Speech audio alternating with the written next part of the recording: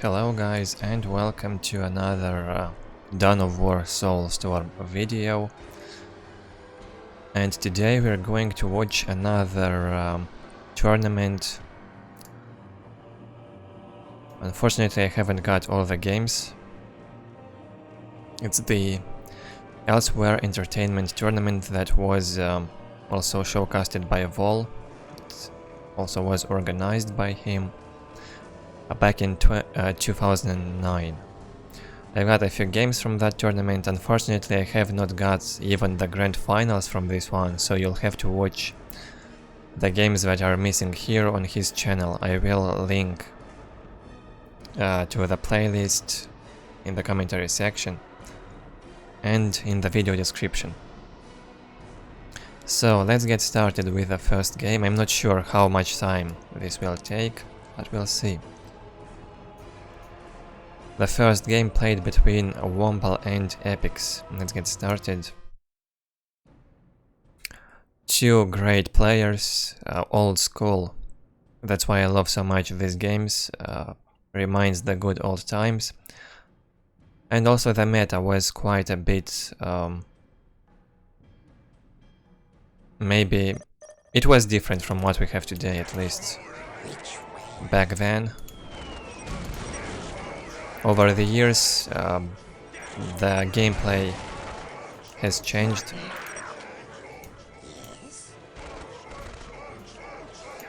So at the top side we have Horny Womble, or just Womble. Also used Hungry Womble as his nickname. A very friendly person. And a very mannered player. A very good player. And probably his best friend in Soulstorm was Snippy, the Imperial Guard one. They were playing together a lot.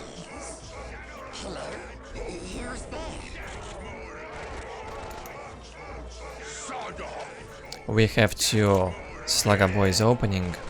Womble goes also for the Shooter Boys. And will certainly also make the Big Mac. At the bottom side, TOT Epics. TOT standing for Templars of Twilight. Very strong team back then.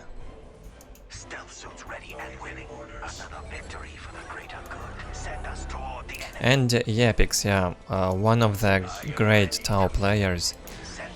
Not too many games on my channel with him, but he was considered as one of the best Tau players.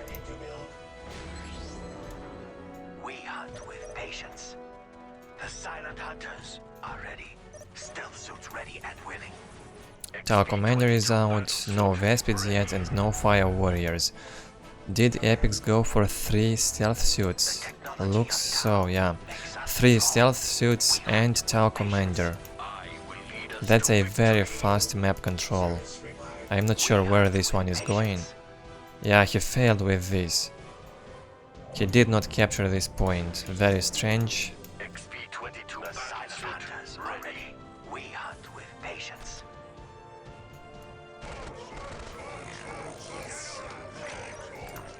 Womble captured all of his points and already built the listening posts.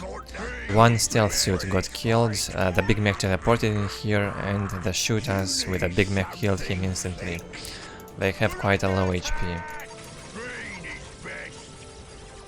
Tau Commander now will have to defend, and the first Fire Warrior squad is on the way. Epics already has 2 generators. And finally he's capturing this listening post, this strategic point I mean. He failed and did not capture it earlier. But he's got the relic captured, so that's good. Not so bad for Epics. Womble building already the second banner, his economy is fine, but as you can see, the Ork players back then did not really upgrade the listening posts very quickly. I can remember that from more players.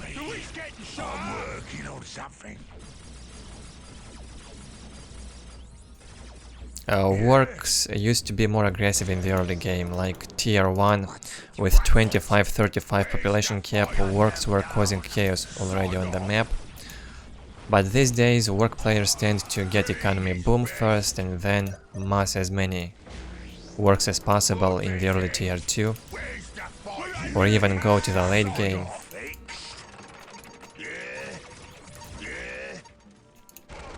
Storm Boy squad on the way. Stealth Burst Cannon on tier 1. Yeah, these stealth suits will have a higher damage. They will be able to deal with the Slugger Boys, at least. Third generator on the way. Tau's economy is fine, 98-20, good map control. He's got his side of the map. And 92-10 for womble. Worse economy for the Ork player. Makes another Storm Boy squad. He probably wants a timing attack. Goes for the armor upgrade.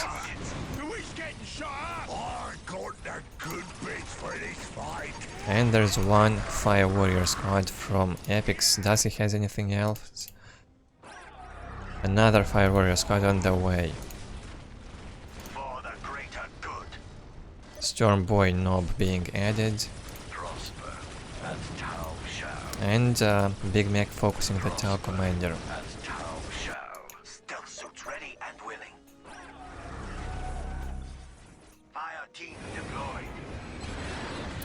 Tier 2 on the way for Epics, and good place for this. Would be very unfortunate if the Storm Boys would get in there, destroy this, then jump on this side and cancel this tier 2. It's possible. Nice snare trap by the Tau Commander, slowed down these Storm Boys. And yeah, Womble wants to deal some damage with this timing attack. In the tier 1.5, Tau is not tier 2 yet. If Tau reaches tier 2, Ork might be in a big trouble. I still think Tau has the advantage in this matchup. When they hit tier 2.5, gets very difficult for Orks. But yeah, Womble manages to kill a lot now, and certainly the Orks have got the advantage in the early game. Until tier 2 at least. They can outmass Tau easily. But now, Epic is tier 2 and he's floating. He could add a broadside battle suit, if I've got that name correctly. Good for defense, but a bad mobility for that one. This LP2 will go down. And Orks economy 97-10. That's the downside of this aggressive style of the Orks. If they fail with their attack, and if they fail to kill much, they will be in trouble for the rest of the game probably. But this so far looks very good for the Ork. I like it, but it's not even close to the end yet, not even half into this game. A Devilfish troop carrier on the way, and that's what I mean. Tier 2.5 for Tau. Once these Devilfishes are out, the Storm Boys won't be a problem anymore. And here's the broadside battle suit, the unit I've mentioned. This has to be killed right away, or it will be a nightmare for the Ork. Has a lot of HP, but yeah, Womble does a nice job and kills him instantly. Only if he could kill this Tau Commander. No anti-vehicle from Womble yet. 104-20 economy soon here, and the tier 2 banner is on the way. Looks like Womble killed everything, right? He's got a very good map control, but it's just an illusion from what I can see on this timeline. But really, it looks like it's about to be over. Another Devilfish troop carrier. I think a Barracuda could have helped. A Barracuda could really do wonders now. Very effective against the Storm Boys. A very good mobility. We have this broadside battlesuit, and another one is coming out soon.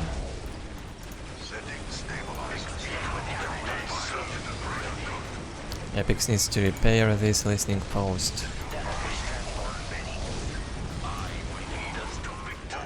Looks like he's focusing the Big Mech with this. Yeah, Big Mech HP goes down. And it goes down quick. Red HP now.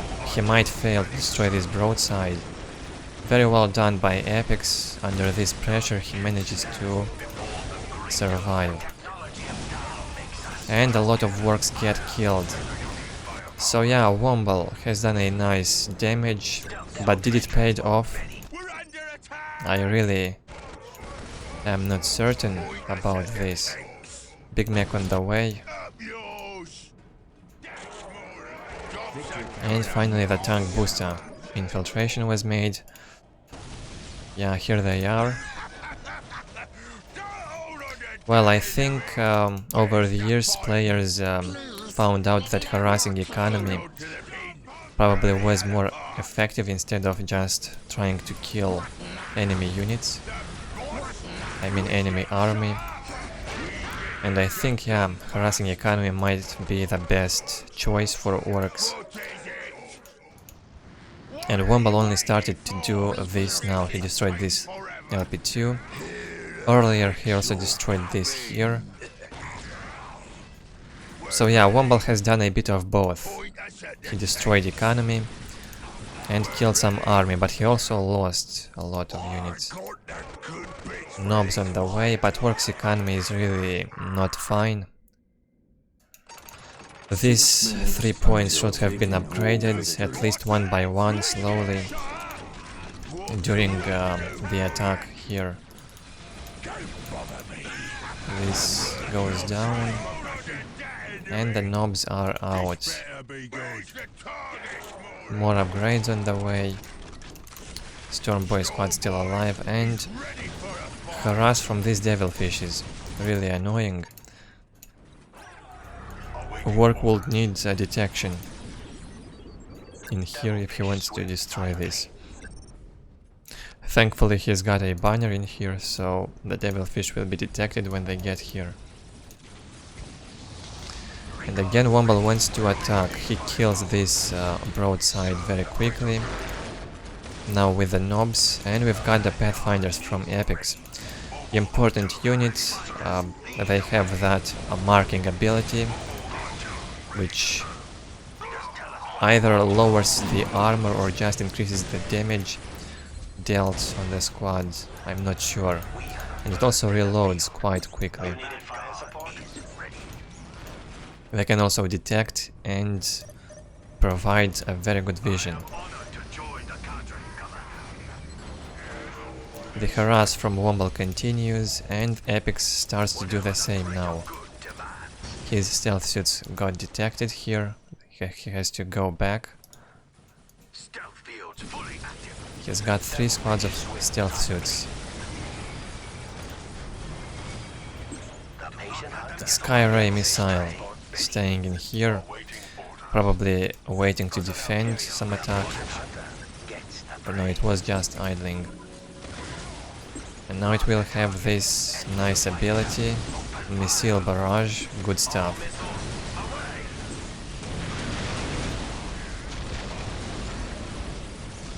Not a very good damage location, but it was okay. And again, looks like Tau does not really have much left, but he will survive this, right? The Sky Ray might go down from these tank boosters. And another Devilfish will get out soon. The Big Mech should have been probably disattached and try to fight the Tau commander in close combat. It dealt damage non-stop. We have this harass still going, but Womble is repairing this. Still 80 to 30 economy for Orks. That's really... I really don't like Womble's economy. He's being aggressive and stuff, but this economy... I don't know how he's got 65 population cap. With such a low economy. Maybe go for a global upgrade now. He's floating on energy. Global upgrade could help. Also needs to build this.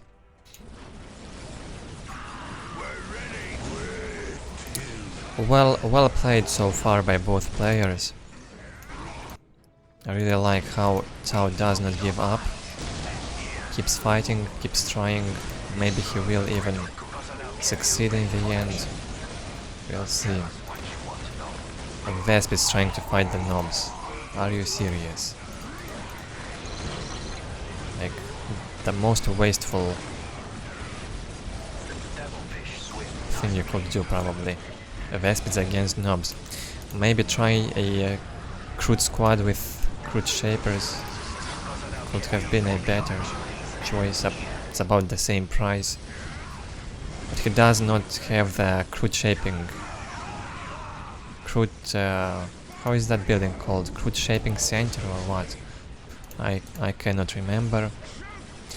And Womble is running out of anti-vehicle here. He cannot deal with these drones now. Finally we're seeing drones in action. A good unit, especially when the Orks are massing close combat. And Womble will lose everything again here. It probably will be over after that, as his economy is really low and he won't be able to recover after this fight. The mega armored knob is not reinforced and it gets killed. Crazy, knobs trying to fight these drones, but it's just a fail attempt. And very good hold by Epics, very... I don't even know what to say. He's been patient all of this time.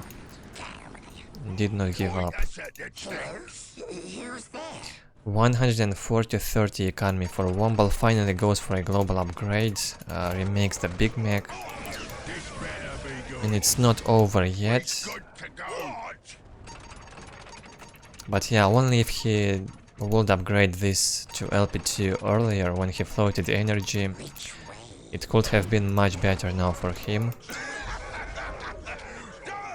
He's done great, but now this low economy does not allow him to reinforce with enough army in time. And I think he might lose because of that. And I have not watched this game before, so I can only guess what will happen. 3 stealth suit squads. They can deal with the Storm Boys. Another broadside battlesuit on the way. And finally a Barracuda. This is a very good for harassing. Very good unit. I love it against Orks. If Epics would make this earlier, it could have been great for him. He could try and harass on this side. This listening post, really dead zone in here, nothing to protect. So the Barracuda could pay off really quick. A nice stun by the Big Mech, only stuns one Devilfish though. Or no, actually both of them got stunned. And both of them will go down. Womble gets his army back on. But yeah, Tao now has enough defenses. 2 broadside battlesuits, Pathfinders, Devilfish, drones. Yeah, the drones got inside the ground, and when they get out, they disrupt the army nearby. But yeah, now Orks won't be able to fight this Tau. And again, Womble won't succeed with this attack. Well, he tried. He just needed more Orks all this time, and he could not make all the more work because of the low economy. And GG gets called. very good hold by Tau, and I would not say this is a very good Tau map. I think actually Orks are favored on this map. So yeah, indeed good job by Epics. The problem is that Epics hasn't used the Vespids in the early game. He could have done a very good harass. Vespids are very good on this map, but he has not used them. So if you don't use Vespids, this map is not very good for Tau. While for Ork it's quite good. Stormboy harass on this map is great. Still, Epics holds and wins the first game. 18 minutes long. Let's see the score. 139 Orks killed by Epics, and 63 Tau units killed by Womble. Cannot say this was one-sided. Maybe it was kinda one-sided with the final attack. You really need more Orks. I don't know, maybe 2 fully reinforced Stormboy squads and big mech with knobs, with all the upgrades. It could have worked, but you need that earlier.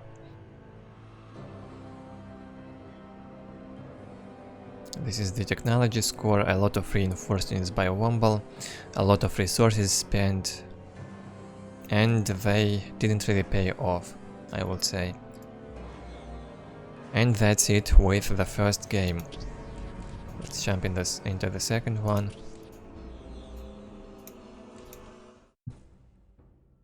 Now on Fallen City. Same matchup. Womble with Orks and Epics with Tau.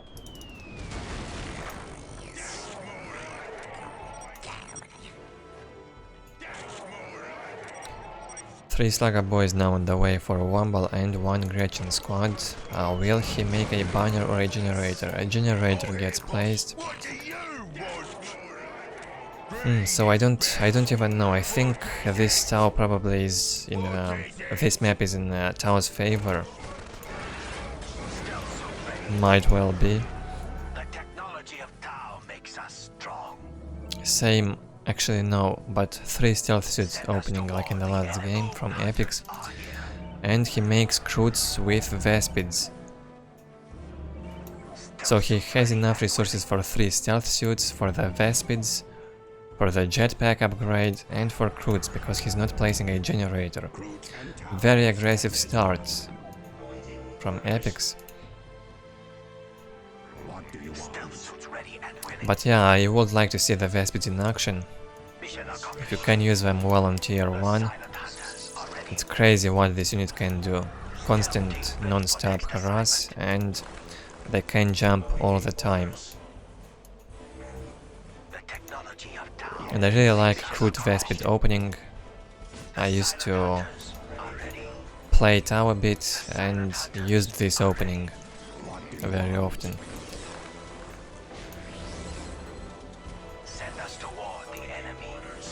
But I don't think the Vespids should be used like this. Just ignore these Slugger boys and go on the Orks side.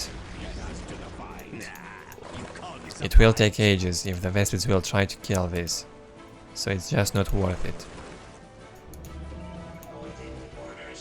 Yeah, just ignore the Slugger boys, please, and go on the Orks side to harass something. And it's a very fast map control by Tau, with 3 stealth suits. Croods getting shot to death by the big mech, and they are not cheap. 45 requisition for 1 Croot, and they die very quickly. Now, here the harass begins. He has to destroy this listening post and decap with the Croods. This is one of the advantages Tau has in the matchup. The Orks listening posts have very low HP, Vespids can destroy them very quickly, and then a stealth suit, or preferably a Crude squad, should be decapping this.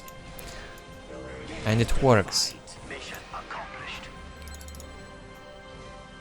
It's really annoying for the Ork player, a fire warrior squad on the way. The technology of Tau makes And us these strong. Saga boys harass still haven't managed to do much. Is this finished though?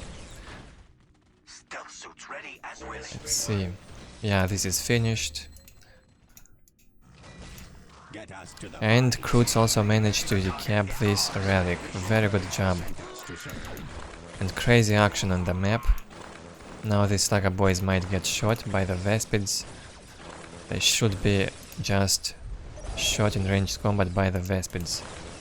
Yeah, like this, and they will die. Nice. 50 to 10 economy for Orks. So yeah, Ork gets outplayed by Tau on this map big time. LP2 being upgraded, shoot up boys. And again this listening post goes down, it will get decapped probably. Does Tau have a generator? Not yet, so he cannot reinforce the Vespids without a generator. Ready for action. But still much better economy and he's floating a bit. Just make sure you do not lose the Vespid squad. And again this decap goes well for Tau. And if you manage to keep Ork's economy so low for the first few minutes, Ork is probably dead. It's really simple. Now a generator on the way for Tau, with 92 in common requisition. Captures the critical locations. He's actually got 2 under his control already. No, 3 critical locations captured by Tau. Crazy. That's 18 additional requisition from critical locations alone. And he can add even 1 more generator. That's what he does. Vespid's still alive, being reinforced. And we're halfway into this game. I'm not sure how Ork will survive for so long. Because his start got extremely messed up by this Vespid and Kroot harass. And this build could have been done on battle marshes as well. It might even work better on battle marshes. Might work better than on this map. But in here it also worked well because of the big distance between the listening posts. Another victory for the greater good. Vespids with a very good mobility and 2.5 teleports, almost 3 teleports. They can jump all the time. Get us to the fight. The firecast serves with pride. Tau commander on the way. A good economy for Tau, 140-30 against 86-98 to 10. Pylo guns on the way. And this is an LP2 now, won't be so easy to destroy it now. And I really do not like the placement of these war banners in the front. Later on, when the fire warriors get out, the war banners can get destroyed too easy. Vespids keep Ork busy with this harass, he cannot even exit his base. And here we have the fire warriors doing some damage on this side. Armor upgrade on the way. Finally Ork's economy gets higher, 104 to 10. Second generator on the way. And on this side we have 97 to 40. It will be 97 to 50. And we have tier 2 on the way in a weird location. Well, this side is protected by fire warriors and Kroots. So maybe this is even a safer spot than this one.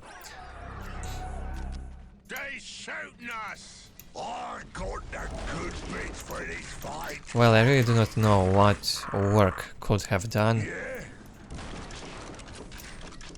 to defend from Tau's harass. Maybe try minefields nearby the strategic points, minefields could actually work. But it's a very expensive. It's 50 to 50 resources, 50 requisition and 50 energy for just one minefield. That's a lot of energy. So might not be worth it. But I cannot know for sure. Hard to do the math.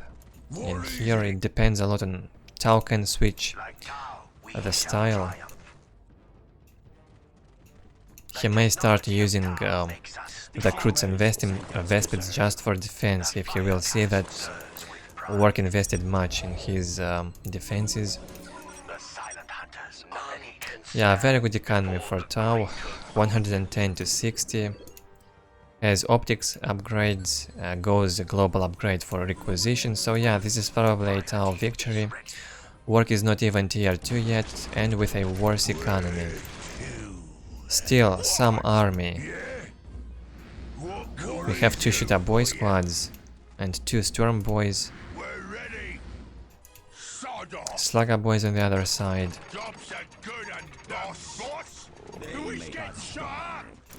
But I'm still not sure what work should have been done earlier to defend better from the Vespids and Crude harass. Now Womble trying to attack, but these 5 warriors are with the optic upgrades, and 2 fire warriors I'm not sure how to spell this.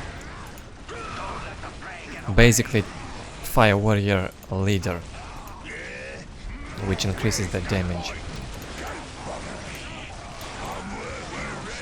Okay, Ork might succeed with destroying this LP2 in the end, but is this attack worth it?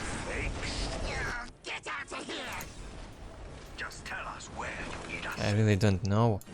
We have already the broadside battlesuit out. For some reason Big Mac with shooter boys lost their morale somehow. And we have on this side harass from Tau Commander with the stealth suits.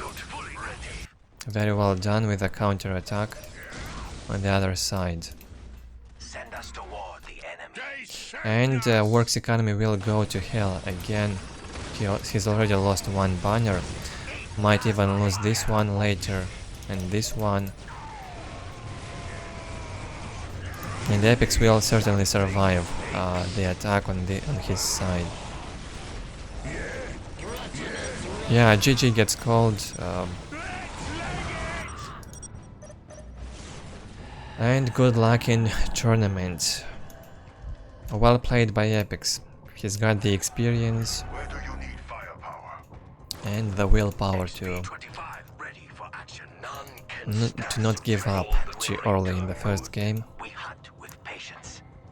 It felt like really hopeless for him for a while, that game on Battle Marshes, but just do not give up and keep trying, so you will succeed in the end. I enjoyed this best of 3, not bad for the first 2 games. Let's see the score.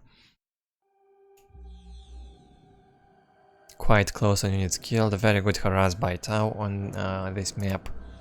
I liked it. Economy domination also. Womble was ahead on technology, but he had worse economy and later also lost the banner. That's why he quits. But yeah, it's worth to mention that Womble back in 2009 probably wasn't as good as he was in 2010, 2011. He got better over the years. I think he stopped playing in 2012 though. So it's time to jump into the next best of 3. And we have SL KoMMoRaGH against I Know Shade. Or just Shade. A very good old school Eldar player. And KoMMoRaGH, one of the best dark Eldar players. The crowd world sings to me and I respond in kind. Me to build. The first map is Outer Reaches. I'm not sure how the first map was decided. As we shape it. It was either picked by one of the players or maybe it was locked in the bracket. My music is I'm not sure. worlds have been built. Rangers on the way. And yeah, his guardians got pathed his own buildings. The pathing in this game might be crazy sometimes, drives you nuts, especially on some maps like Fallen City or Quest's Triumph.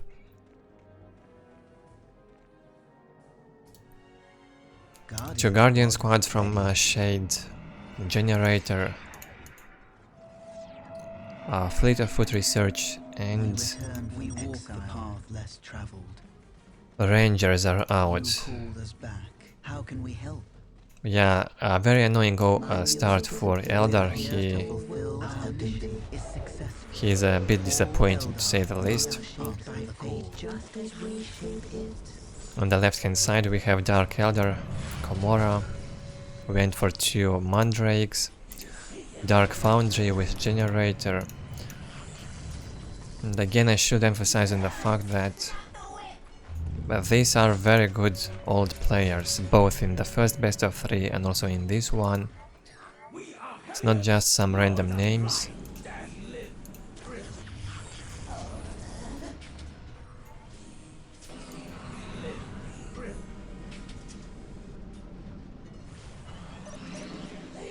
And the Hellions are out, will harass on the Eldar's base. Where are those Rangers? On the other side. They probably went to hunt those Mandrakes. Hellions have the chances to destroy this, but it will be repaired. A turret, a support platform being built.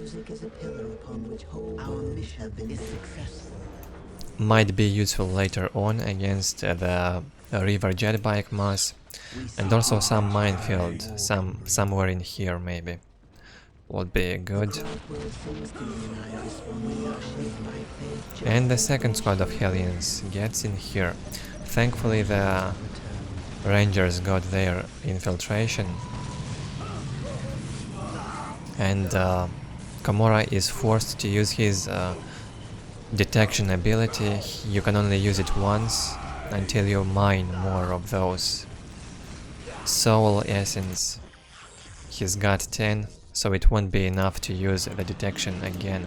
But he destroyed the generator. We'll delay Eldar's technology a bit. He has to rebuild that generator quickly. Dark Reapers are out. Maybe try and build it here, nearby this support platform. And Dark Eldar will struggle with detection for a while, I feel. Or no, he's got the Homunculus laboratory and the Homunculus is on the way. This hero can detect invisible units. And we have the second generator on the way for Dark Eldar. I really like how this game goes for the Dark Eldar so far. Mandrakes probably will go down. Would be great for Eldar if they die. They did not. Only 40 HP left for this one Mandrake. Very lucky to survive. I don't really like to use this word lucky, but in this situation with 40 HP on the Mandrake, yeah, it's a bit of luck. Incoming enemy fire. Yes. And here the pressure begins from KoMMoRaGH. He wants to start the aggression in here. These Rangers really need to go back and defend. This support platform might go down quickly. It only has 800 HP. What would you have us do? Generator was rebuilt in a very bad location. What is this, man? Nearby the heavy cover.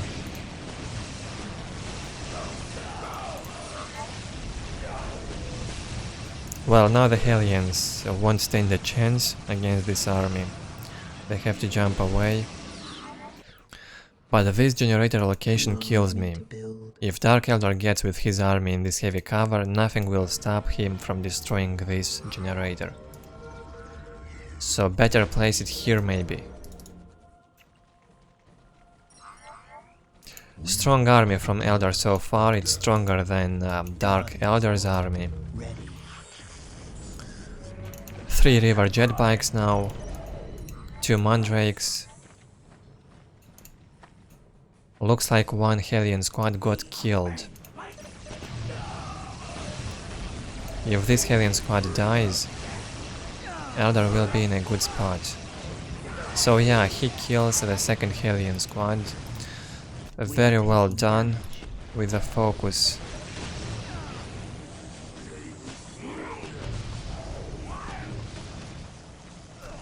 Let's reveal this fog of war.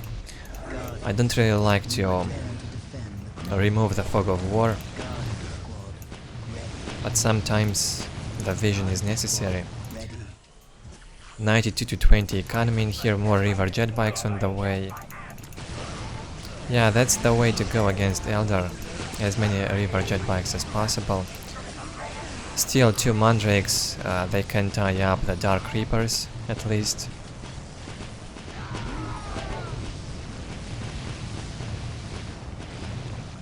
And we have the mines, yeah.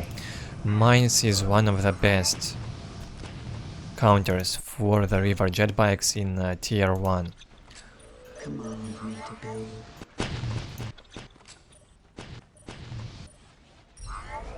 We are shaped by fate just as we shape it. 92 to 30 economy for Eldar now, it will be 92 to 40. Don't know why he's placing this generator. He should have gone tier 2, in my opinion.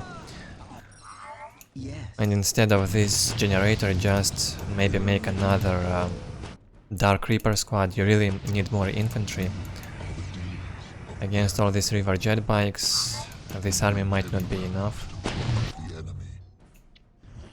More and more river jet bikes being made. No tier 2 on the way for Dark Eldar yet. Well, if Eldar hits tier 2 and if he upgrades this support platform, it will be enough to lure all of these river jet bikes in here. They get one shot from this upgraded support platform and the game is over for Dark Eldar. This might be actually Eldar's strategy. Tier 2 will be up soon. We are taking damage. 97 to 40 economy now. But yeah, this is a lot of river jet bikes. Just stay closer or behind these minefields. Tier 2 is up. We are shaped by fate just as we shape it. We are under enemy fire. Well, I feel like Dark Eldar is lost in this game. Usually if you do not do enough damage to the Eldar in tier 1, you won't have much chances in tier 2. Will this get upgraded? Okay, we have global upgrade on the way. And optics upgrade. He does not upgrade this support platform yet. And might go for the fire dragons instead. We seek the adventure that only war can bring.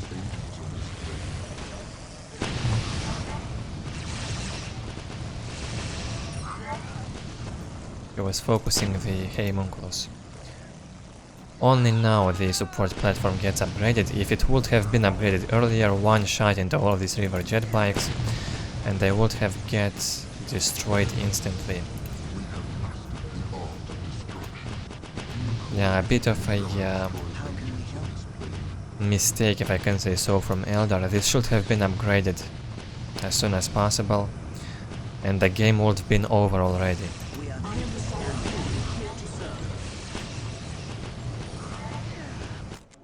Now Dark Eldar knows there's a turret in here, so he won't get close to that location, probably.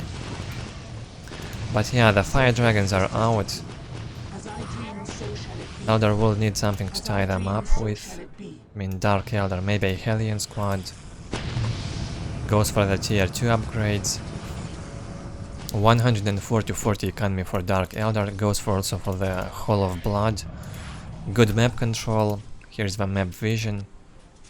And 92 to 40 economy for Eldar. Thanks to his global upgrade, he's got this requisition income. Without a global upgrade it would have been worse. Armor upgrade on the way, Command me to build. but really not enough income on requisition.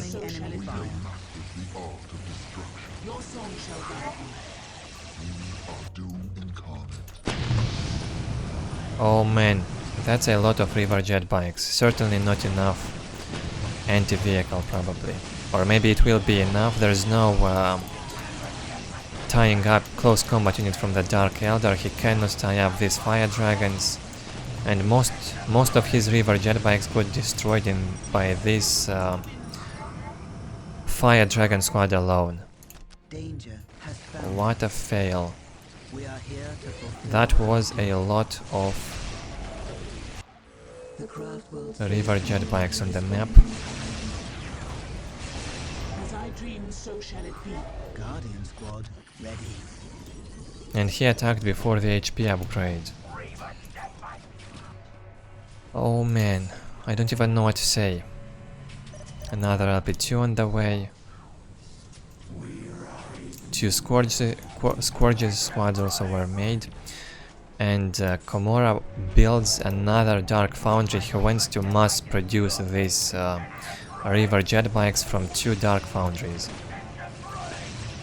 But seriously, without a Danger has found. Hellion squad which would tie up these fire dragons, I don't think KoMMoRaGH has chances to We are win. here to fulfill our duty. Now the support portal is up and Vipers on the way. They can also counter the river jet bikes. He just cannot kill these fire dragons. Or maybe now with the HP upgrade he might succeed, who knows. Well, Shade simply doesn't care and doesn't even retreat. He knows he can win this battle. Well done.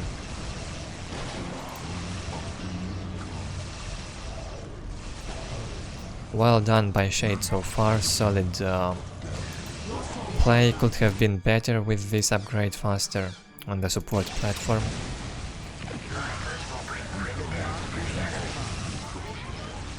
But this is not over yet. So the ancestors decree. Or maybe it is. Yeah, it's close to be over. 92 to 50 income for Dark Eldar. A lot of energy income, but you cannot use it. Without enough requisition, you can't make use of your energy.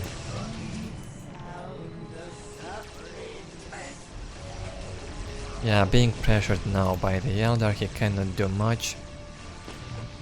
All he needed was one Hellion squad when he attacked in here. He should have tied up the Fire Dragon squad with the Hellions and with the River Jet bikes, kill the Dark Reapers and then kill the Fire Dragons.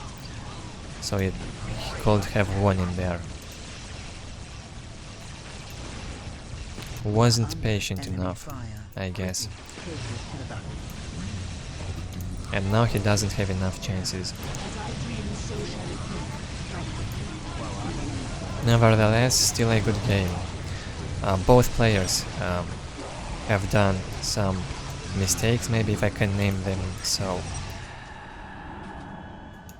And GG gets called. 15 minutes game.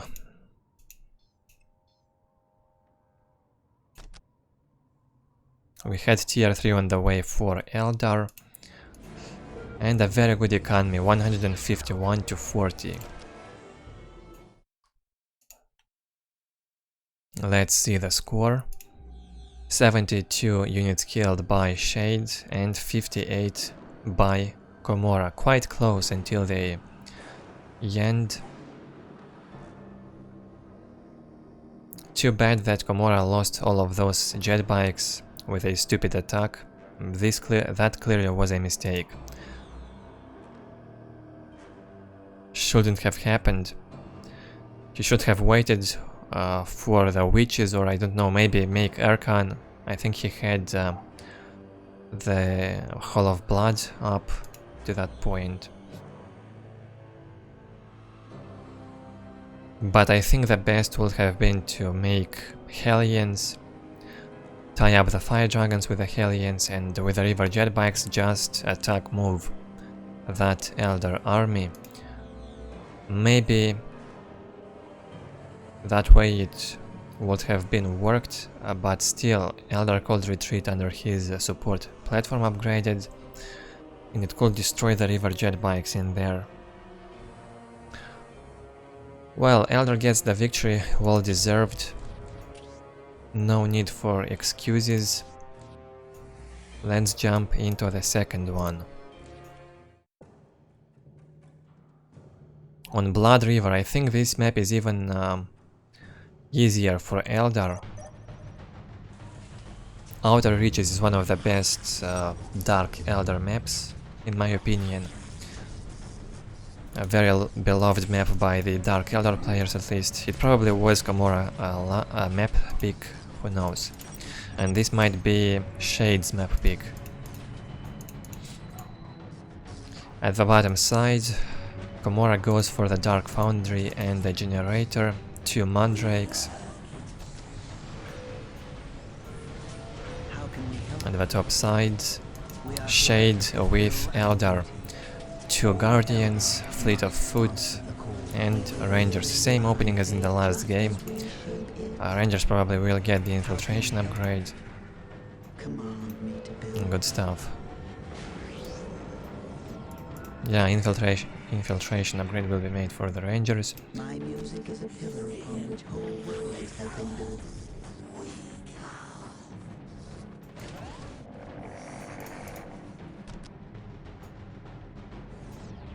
My music is a pillar upon which whole worlds have been built. Success you have need. My music is a pillar upon which whole worlds have been built. Answer the call. What would you have success? We seek the adventure that only war can bring. Nice cap order here. How can we help? Captured the front points first and then get these ones. You have need. Probably a very specific cap order from Eldar against Dark Eldar, as you don't really expect Mandrakes to get in your base early and decap. Getting these points is safe.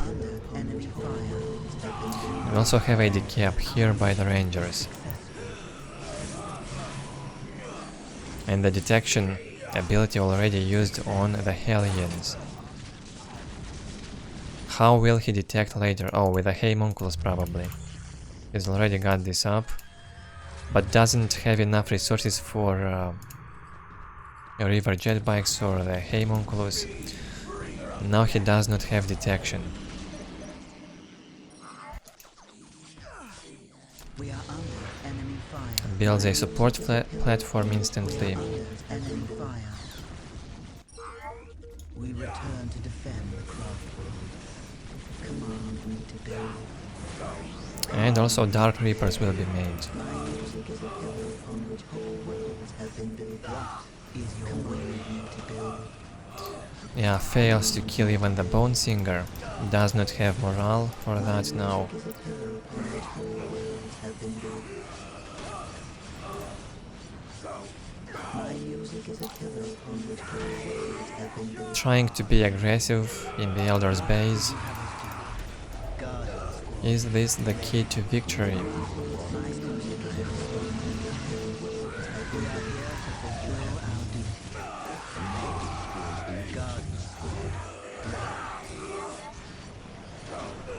Well, now that the support platform is up, it will be even more difficult for Dark Eldar to do anything. He just has to go back. This attack was not worth it. 68 to 10 economy. He better focused on capturing the map.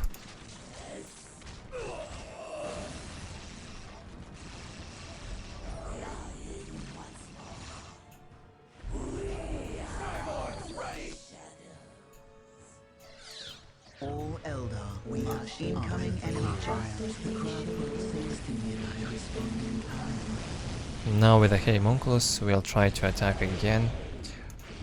Has detection, but really not enough army for an attack. Needs river jet bikes. And maybe also upgrades for the river jet bikes.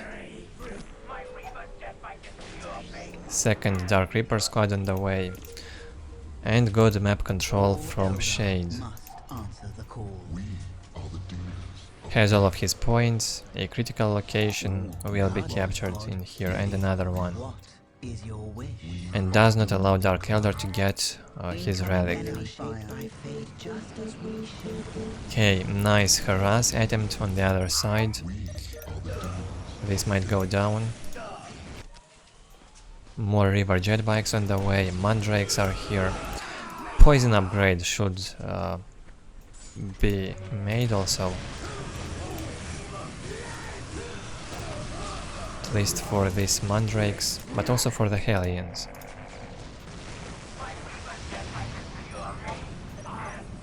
It's not that expensive and it's a good upgrade. Only one river jet bike, the second one is idling in the base. Should be brought in here. Nice army from the Dark Eldar so far, but he needs these river jet bikes in the battle here.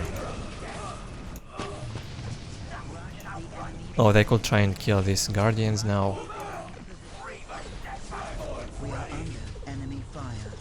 86 to 30 economy. Eldar can go tier 2 anytime. Guardian squad goes down and he captures the relic on this side. The river jet bikes are going in there and might succeed with killing these guardians as well. This KoMMoRaGH should just go and tie up one of these squads and not shoot from ranged.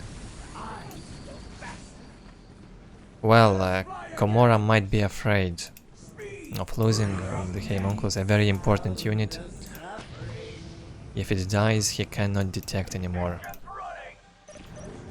So getting him too close to Eldar's army might be too risky. Tier 2 up soon for Eldar. The 4th generator is placed and almost built. And we do not have a tier 2 on the way for Dark Eldar yet. Yeah, looks like Dark Eldar struggles with the timing now.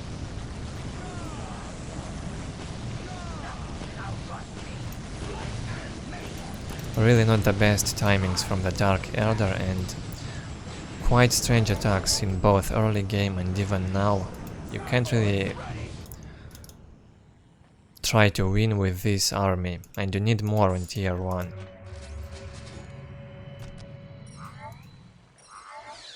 Eldar just camps in this base and out-attacks Dark Eldar. Armor upgrade on the way, probably before optics. And fire dragons on the way.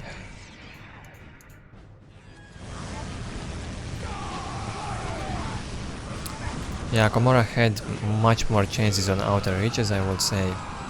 When he had like, what, 10 or 15 river jet bikes and failed with that big attack. Was really strange. Looks like he just threw the game in there.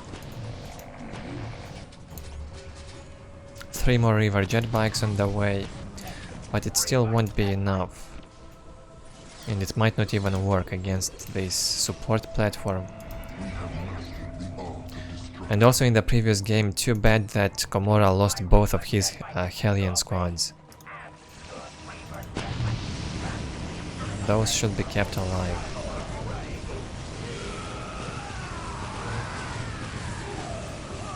Another strange attack, clearly not enough army from the Dark Eldar. Tries to engage, but it's just not enough. Yeah, what a slaughter in here. It won't work for the Dark Eldar for sure. Eldar has got too much army, too many upgrades already. All the LP2s, support platform upgraded, one shot in here and all of this gets killed. But it was focusing something else. Yeah, this is over. Very unfortunate games for KoMMoRaGH this time.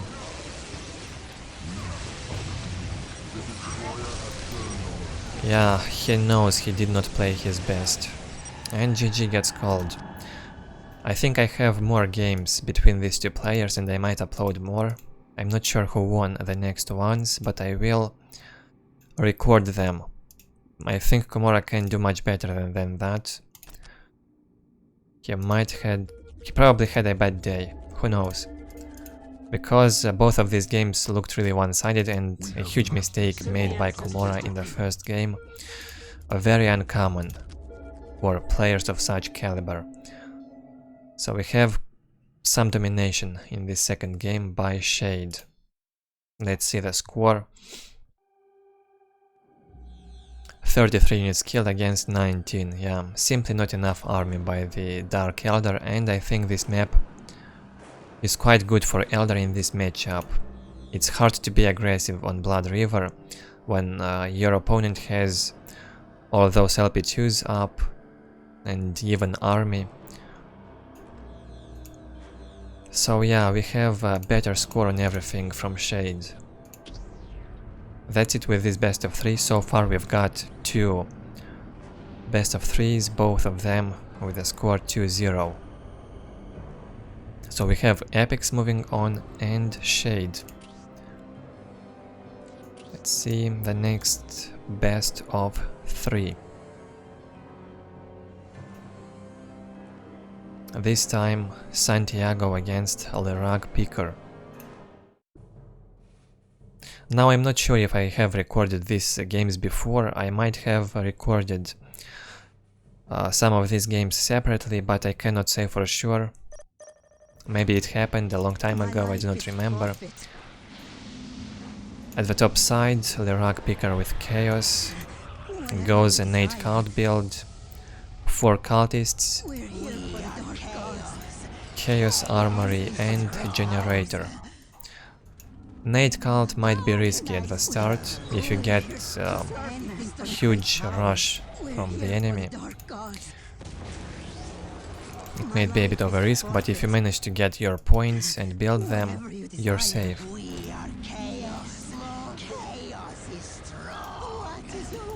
The LeRagpicker is afraid. He builds a turret on this side for defense, so yeah, he wants to be safe. Because it's really risky in the early game without a turret. And this is a good spot for a turret. At the bottom side, Santiago. Already a known name, at least on this channel, one of the best Ork players in Dawn of War history, to say the least.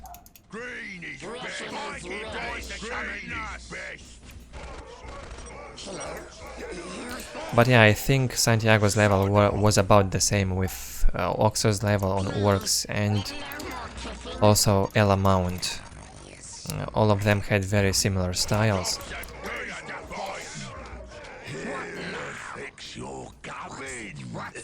Big Mac is out. And now Big Mac might deal some nice damage to these cultists, maybe even kill the squad. Killed two cultists, but none of them were equipped with a grenade. A lucky squad for the LeRagpicker. Only now a cultist with a grenade got killed. We are taking fire! You favor us with your attention. Bless us, great one. Enemies of the dark gods, beware! And Big Mac really can just get into this light cover and try to shoot the cultists. No need to be afraid, I think. We are eager to But Santi goes back. I got the good bits for this fight. Even shooter boys attached to the Big Mac against cultists with grenades can be good.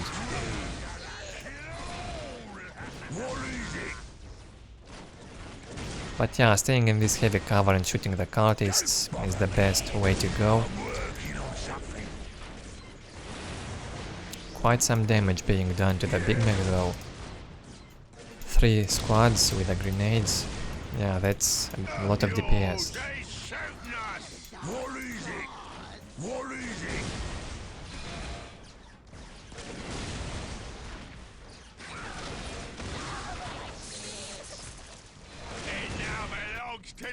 Good map control from Santiago now, has all of his points and the relic. Big Mac held the cultists back.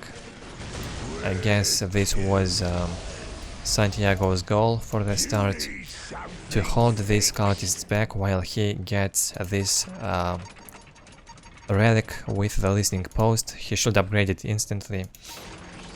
And as you can see, Santiago upgrades these LP2s. Has one up here, so that's already 2 listening posts upgraded, and the 3rd one on the way.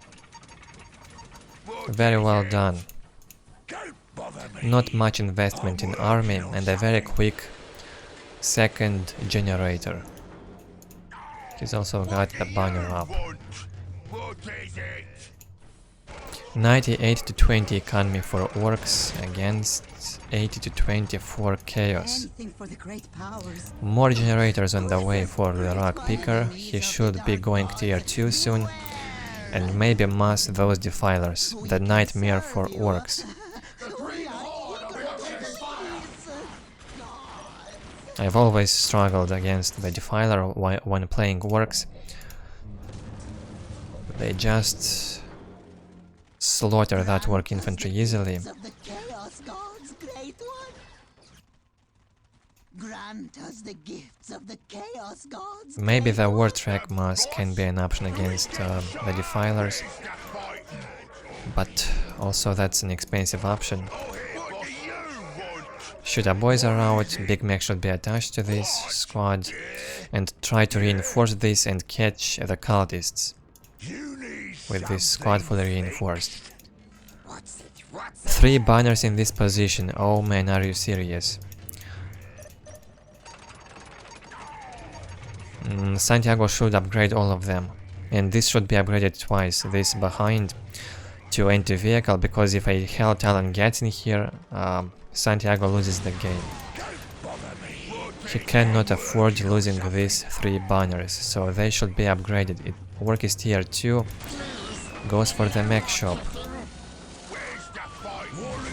So he wants that war truck to carry the Big Mac with shooter boys. Good option to kill the cultists. Great one. Tier 2 on the way for LeRagpicker. He got out-tagged by Orc. This really shouldn't happen. If you're going in 8 cult, you should be ahead in technology. In my opinion. Maybe I get it wrong, who knows. And this generator placement in the front, weird. Weird encampment here. Santiago needs to upgrade all of this. Pylo guns on the way, another generator, and yeah, the first war truck will be up soon. Tier 2 for Chaos, he should upgrade this turret to anti-vehicle. We're here for the dark gods. And he goes for the machine pit. My life is forfeit. Will Santi upgrade these banners?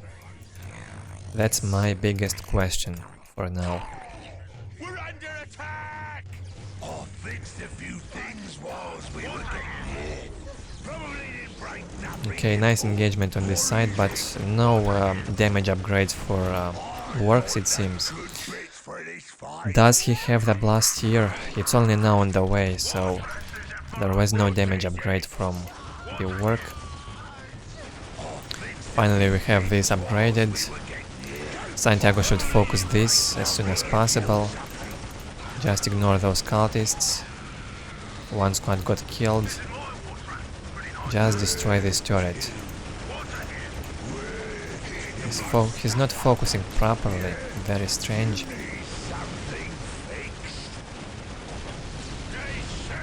Okay, the upgrade on the turret got cancelled. LeRagpicker realized it will go down, so the upgrade would be a waste. The first Hell Talon is out. Good anti-vehicle unit. And Santi needs at least 2 squads of tank boosters to deal with the Hell Talons. And preferably carry them with a war truck. One of these. Nice job by the war truck destroying these cultists. 3 squads of cultists probably got killed already. That's great, another one might go down, and it will go down. But Santi also loses 2 war trucks. Tank boosters are there, and the Hell Talon is going on harass. They can destroy this boy's hut really quick, as you can see. Crazy damage, not enough anti-vehicle by Santiago. And that's what I mean when I say to upgrade these banners. Now the Hell Talons, if they get in here, work is just losing. 3 Hell Talons. How do you even deal with this? Oh man. Yeah, I probably recorded this game sometime in the past, because I remember it. I remember this Hell Talon harass, that's for sure. And here they find these 3 unupgraded banners. Of course they will destroy probably the... No, they switch the focus on the banner. So yeah, Santiago is losing his tech, basically. Goes downhill from now. Losing 3 banners, that's really unfortunate. Before that he's lost the boys' hut already, that's already a big loss. And the Hell Talons retreat. LeRagpicker losing 2 Hell Talons for 1 boys' hut and 3 banners. Very good trade. And Santiago cannot do much on this side either. Too many cultists, the sorcerer, defiler, 2 defilers, and still good economy for chaos. Great job by LeRagpicker. Good execution of the build order and good harass with the Hell Talons. Santiago just got outplayed and he's done a huge mistake, I cannot say otherwise, by building these banners on this side. All of the banners should have been built in base close to the settlement, and a few of them should have been upgraded. Especially when you see that Chaos goes Nate Cult. And again he rebuilds on the relic. A very strange game from Santiago. Should get in here and build his listening post. Should have done that a long time ago. And I'm not sure if he's got the global upgrade on requisition. Also these war tracks, that's what I meant when I said that this might be a good counter for the defilers or even Hell Talons. 3-4 of these can be good.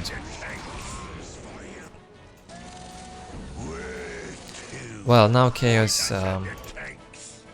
is in a very good spot, goes tier 3 and has a good economy, also strong army. These 2 defilers alone can do a lot. Santi is annoyed.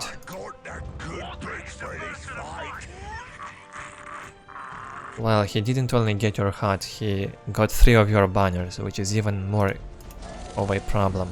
They shooting us! War races are shooting us near something fake. I don't even think knobs are a good choice in this matchup. Hold on to the pin. Maybe if you out-attack Chaos, they might be. Thing fakes. Don't bother me. But just 2 squads of shoot-up boys and then these war tracks probably would be the best. Might be wrong though.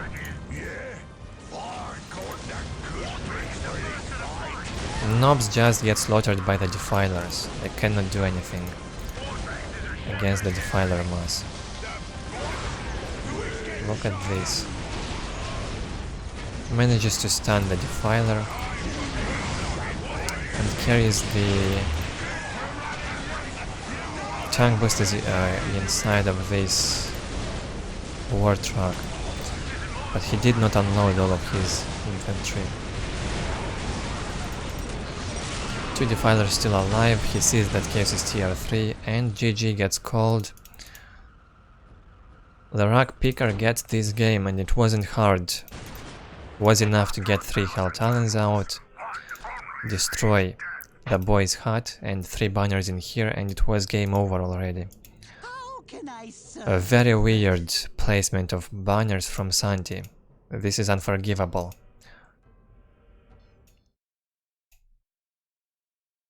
And let's see the score.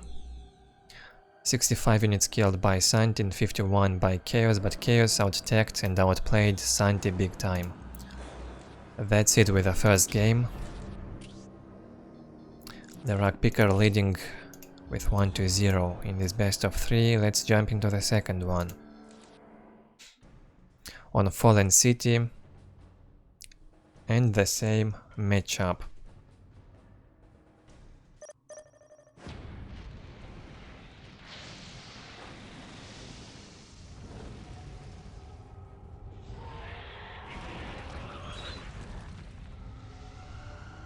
We are chaos. Chaos is strong. We're here to serve. In the right hand side we have LeRagpicker with Chaos, goes to cultists and raptors. No generator.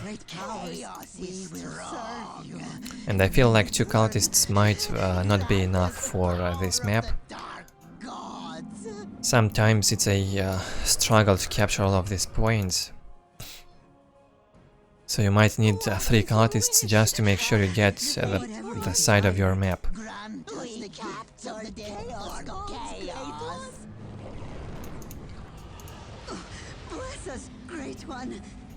And 1 squad of cultists even wants to go on harassed. Are you serious? You will keep only 1 cultist squad to get these 3 points. Very risky stuff from LeRagpicker.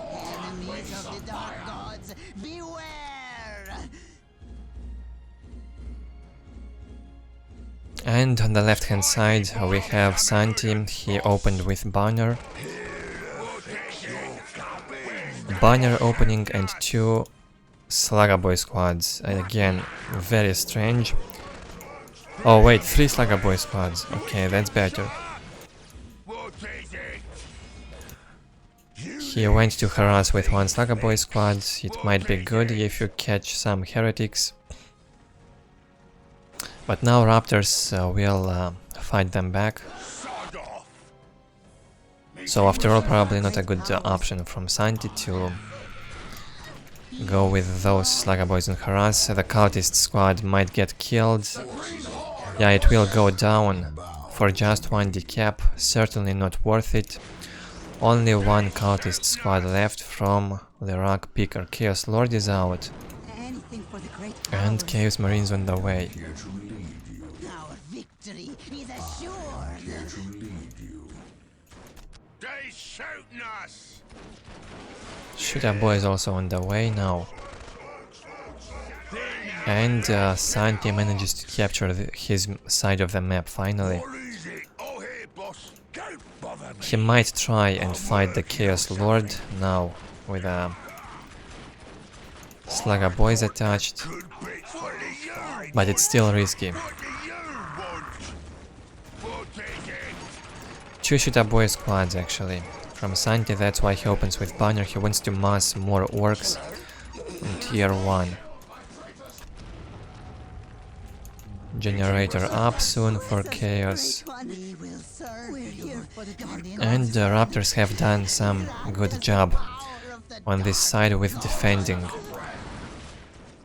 victory is assured. Chaos Lord just being shot by the Big Mech and Slugger boys.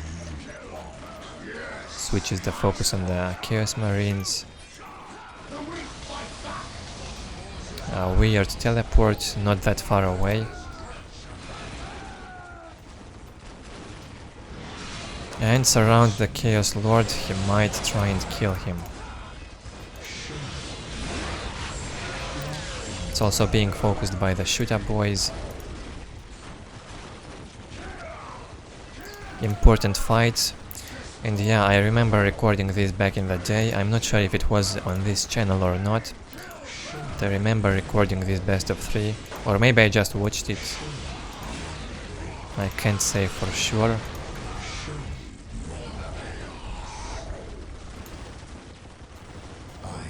But just for the sake of having this recorded also in this video, all of the games I've got from this tournament, it won't be bad. Shooter boys being countered by the Raptors, not being controlled. Santi with a bit of a sloppy control in there. And LP2 on the way here. The LeRagpicker realizes he gets pressured from this side. But he will be just fine with this LP2 up. Ork really shouldn't fight under this LP2. He will lose all of his shooter boys if he'll do that. Just look at this. He has to retreat. And loses the Slugger boy squad. Just suicided it. We'll take it. And another bad placement of the generator. Maybe Santi is too confident in his strength now, who knows. You need something fixed. You need something fixed. Where's the We'll try to destroy this LP2. You need something fixed. That's almost 3000 HP for this. Won't be easy. What do you want? More army from Orks. But he won't be able to get past this LP2, I think. At least not now. A lot of shooter boys being killed, certainly not worth to fight under this. Just not worth it. Jobs are good at boss. Kills also quite a lot of Raptors. But is losing a lot of shooter boys. This fight shouldn't have happened. Now even the Big Mech might get killed. I'm not sure if he's got the teleportation. But he will go down if he doesn't go away. Yeah, he has to jump. Chaos Lord lower HP now. But a really bad fight for Ork. I mean, Chaos also lost things, but seriously. Up yours. Sod off. Meeting resistance. Shouldn't have happened. Tier 2 almost for Chaos. And only 25 population cap for Ork. Only one banner for Orks. My goodness me. 97 to 20 economy here. Sacrificial circle on the way. We can serve you. And Santi already complaining about Defiler's bomb. No Defilers yet. No machine pit up yet. But yeah, I have to agree with Santiago. Defilers are a great pain for Orks, especially when you make 2 or 3 of them. Very hard to destroy them as an orc. Take and hold victory. Bless us, Great One. Good economy for chaos, floated a bit, and goes for the corn berserkers. How can I serve? What now? They shooting us! Our raptors cannot do anything on this side, maybe try and destroy this, it's not upgraded. And not enough LP2s from Orc, he's floating on energy but does not make What is it? these upgraded points for the sake of a better economy. Nice job by the shooter boys. With the big shooters they destroy this LP2 easily. And LeRagpicker building the big generator. The weak fight back. No machine cult yet for him. Machine pit not up yet. I am not your bootleg. I am here to relieve you. I am not your bootleg. They shooting us! Finally work hits tier 2 with still quite a poor economy, 92 to 20 for tier 2, that's quite low, I have to say. Tank boost is on the way. Santi is already afraid of the defilers, I can say. Makes the tank boosters instantly, and the mech shop.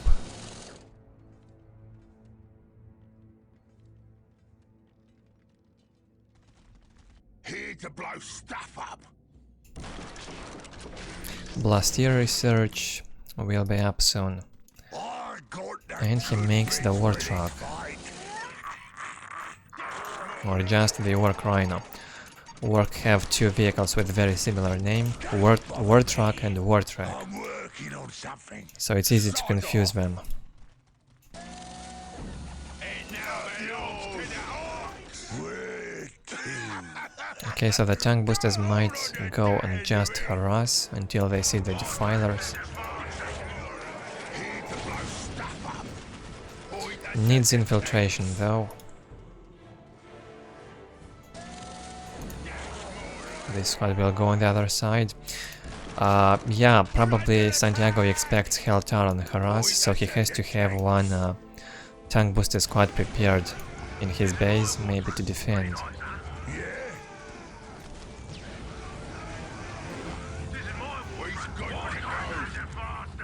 Two war trucks out. Good option against these corn berserkers. No anti-vehicle from LeRagpicker here, he cannot do much with these corn berserkers alone. And again crazy pathing with these vehicles. Tank boosters have got their infiltration, should try and destroy this defiler. Chaos Lord went down.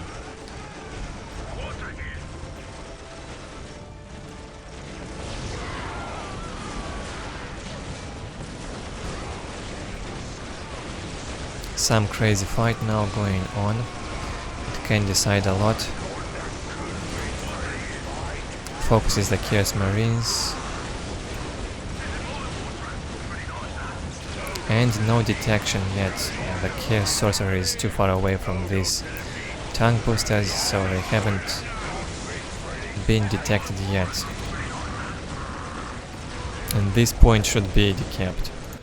Also harass on this side, but they were focusing the Chaos Raptors for a while. And we still have 97 to 60 economy for Santi. Not sure if he's got the global upgrades on the requisition, he really needs this. Hold on to the pin. Throw the other part. We are taking fire.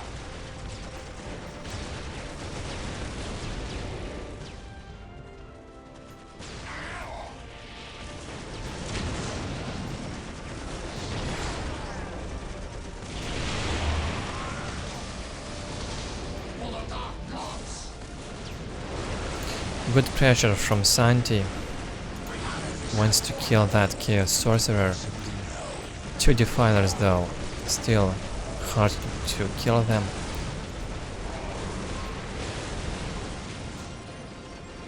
Even 2 tank booster squads struggling to destroy these defilers. Just crazy. The Hell Talon is out.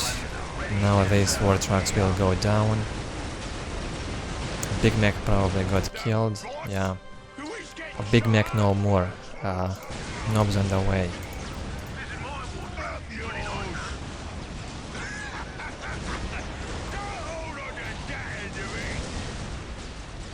Nice job with the tank boosters. We'll destroy this Hell Talon. Maybe later we'll also destroy this Defiler. Really needs to do that. And I think the tank boosters can try and close combat this. They've got nice damage in close combat as well. As you can see, 54 to 58 in close combat and 39 to 44 in ranged. So tank boosters are okay in close combat against vehicles and maybe even buildings. I haven't tested them against buildings, but I've seen how they do damage. To the vehicles in close combat it's higher than in ranged. This thing might not be known by many,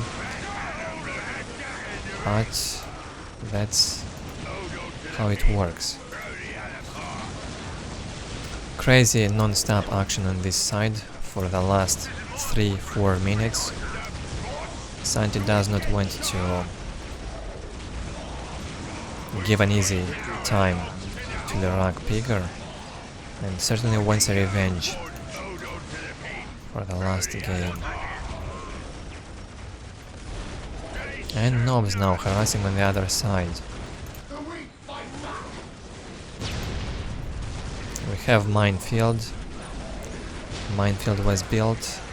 Good thing for Chaos. These war trucks still being made non-stop.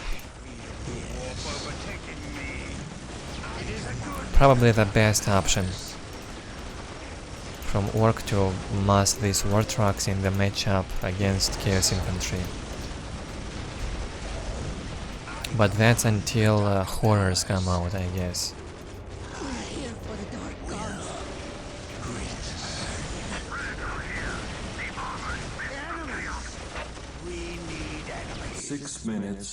More and more war trucks on the way. 105 to 30 economy for Chaos. Let's see his map vision. He's only lost this point for now. And his economy is not that bad. The Knobs failed with this harass on this side. They had to run away because of the Defiler. And we have 126 to 60 economy from Santi. He's got a good economy and he can harass non-stop on this side. Chaos Predator was also made. And no detection from Chaos. That's the problem. He needs that Sorcerer, and it's on the way.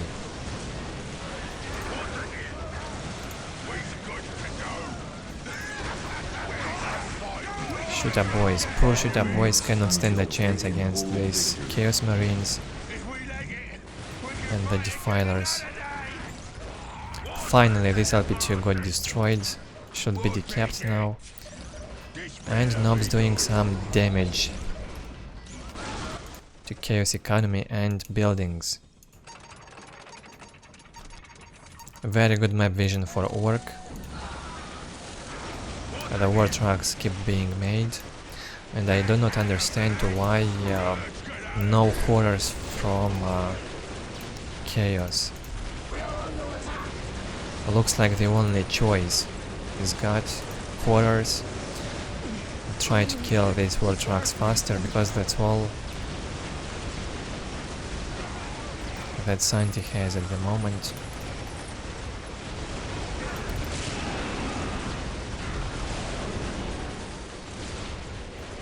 Crazy damage being done by all of these Defilers. 2 of them, but it's impossible to kill them.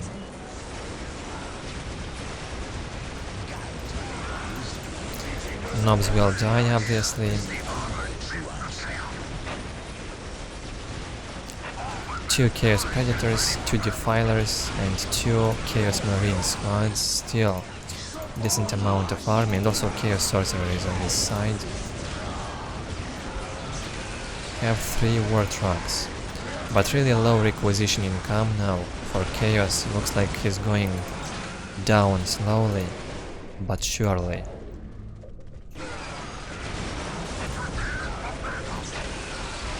Non-stop pressure from Ork. And the Nob squad is still alive, they're being overwatched constantly.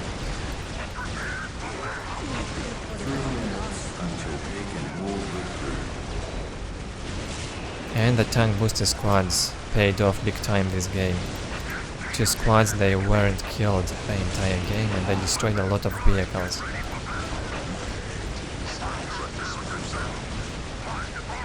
And have done some harass also.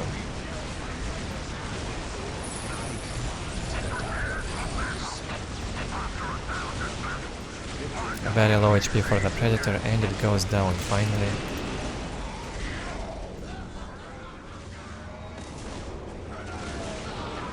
Yeah, very hard to breach through these Chaos defenses as long as they have the Defilers, as you can see. Basically the Defilers keep Chaos alive.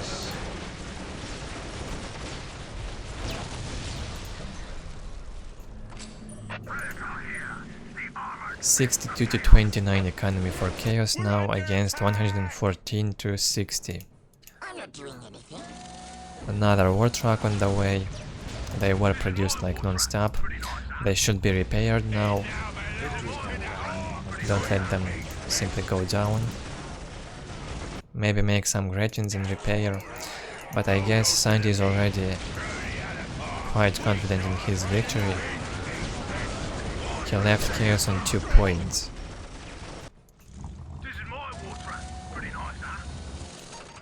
And still not all of these listening posts are upgraded, only 1.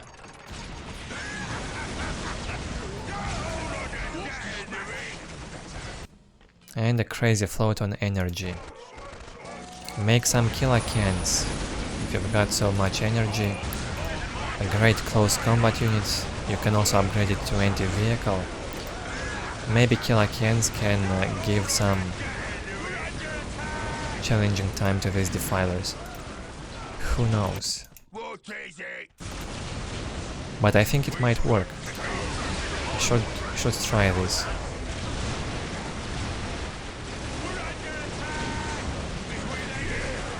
Looks like the Big Mac stunned this Defiler for a while and destroys the Predator in close combat. Yeah, this looks like Santiago's victory.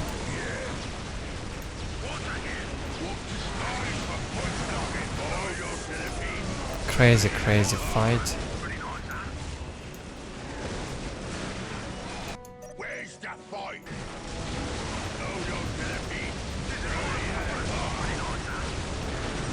Finally, the first Defiler goes down and GG gets called by LeRagpicker. He cannot stop the abuse. Well, I cannot really say this was an abuse. It was just non-stop pressure by Santiago and it was clearly well done. Not very clean, but maybe 3 Defilers could have helped, who knows. Or just a squad of horrors to destroy those war trucks.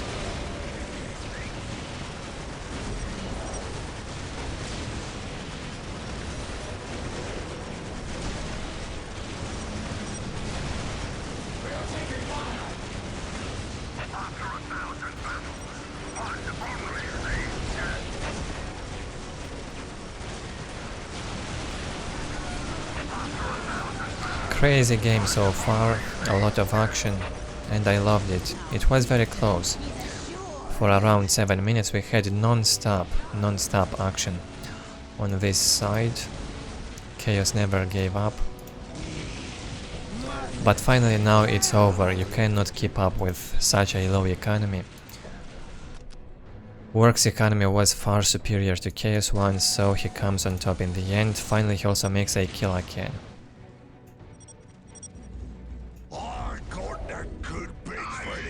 And LeRagpicker does not want to quit. Well, he should get slaughtered by the killer can. A good unit, but very underrated probably. You can give this rocket launcher to the killer can. Yeah, it's got a long range and it's anti-vehicle. Never tried this thing against the defilers. It might actually work. But you'd need a lot of energy if you want to make this.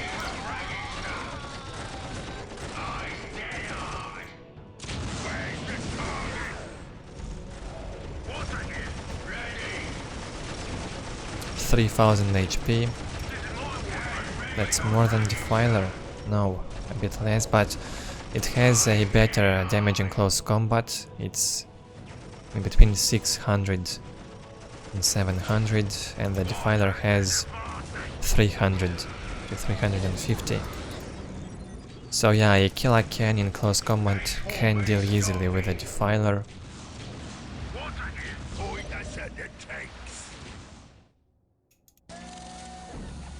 Tier 3 up here, but yeah, it was over a long time ago, this game.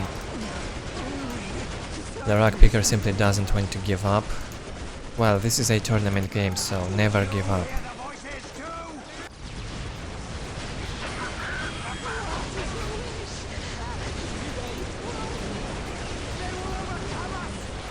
Heretics repairing the defilers slowly.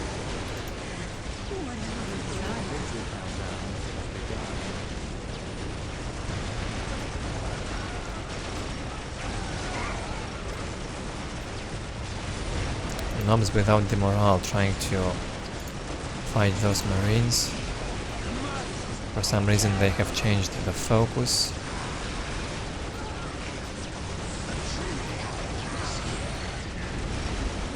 And the killer can wants to destroy the Chaos Predator.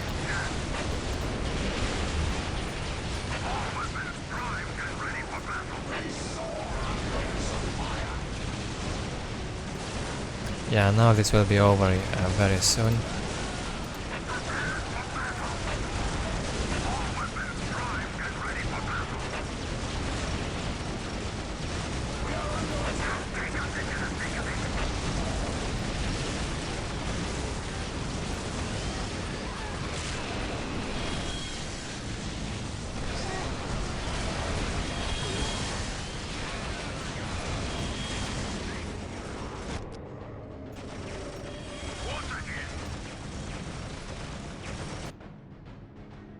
A very good game by both players. For a while I thought Orks might lose when Chaos was already tier 2 and Santi with only 25 population cap or something. He reached tier 2 really quick.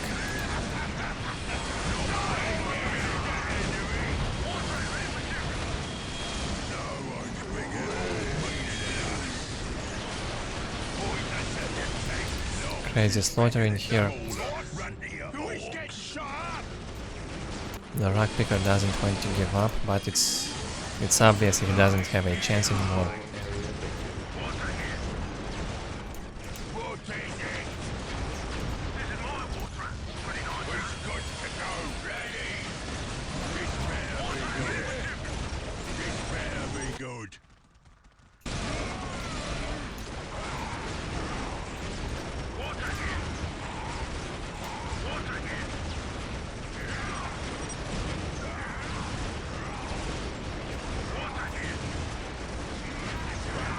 Well, Hell Talent doesn't have only very good damage to buildings, but also to vehicles.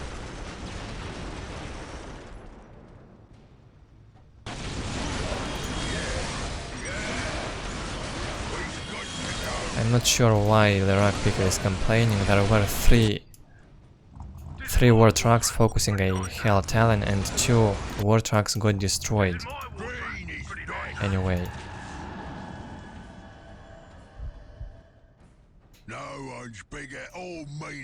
And that's it with this game. A crazy action by Santiago, well fought. And I liked the fact that LeRagpicker didn't give up. almost 30 minutes long game. And yeah, I probably recorded this before. Almost sure about that. Because I clearly remember casting such a game. Or at least a very similar to this one. So let's see, the score now is 1-1. 204 orcs killed by LeRagpicker and 150 chaos units killed by Santiago. Orcs' army size was simply bigger and he massed more, he had a better economy. Yeah, in regards to economy, here we have it. Almost, not almost, but yeah, almost 6,000 resources more.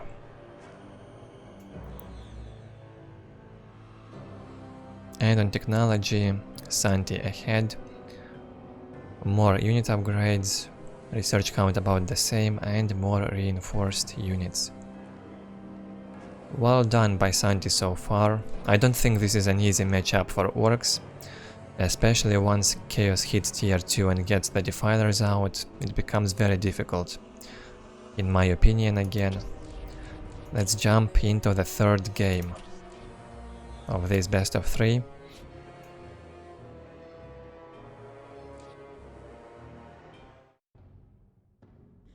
On Shrine of Excellion. The same matchup.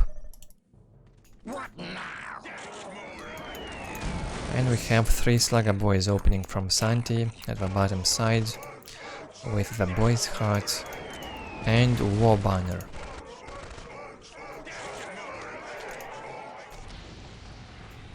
At the top side, LeRagpicker, going for Chaos Temple and a Generator. Only 1 cultist squad for now, which is very unusual, and 2 Chaos Marines.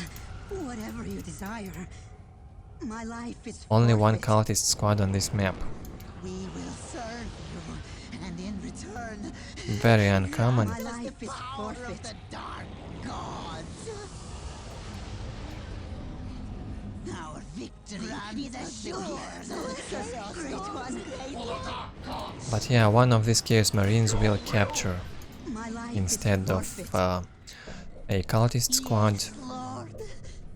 It's a cheaper opening, I guess. We're here for the dark But gods. no Chaos Lord for the start, so this might be a problem, and we have the Slugger Boy harass. 2 Slugger Boys in harass for this risky opening from LeRagpicker. If he manages to decap this, I don't know what Chaos should do. Also, Big Meg is on the way, and there's no Chaos Lord. No Chaos Lord for LeRagpicker, it's on the way now, but economy will be very low for a long time probably. And he should not lose these Slugger Boys. Yeah, the Chaos Marines switched focus, and Slugger Boys retreat alive. Big Mac should get in here and try to kill these heretics. Dark gods. Well, 2 Chaos Marines will manage to fight off those Slugger Boys. The Big Mac though could have been used a bit better. Just get here. Anything for the great powers. Looks like Santiago is a bit afraid, wants to be very safe with his Big Mac.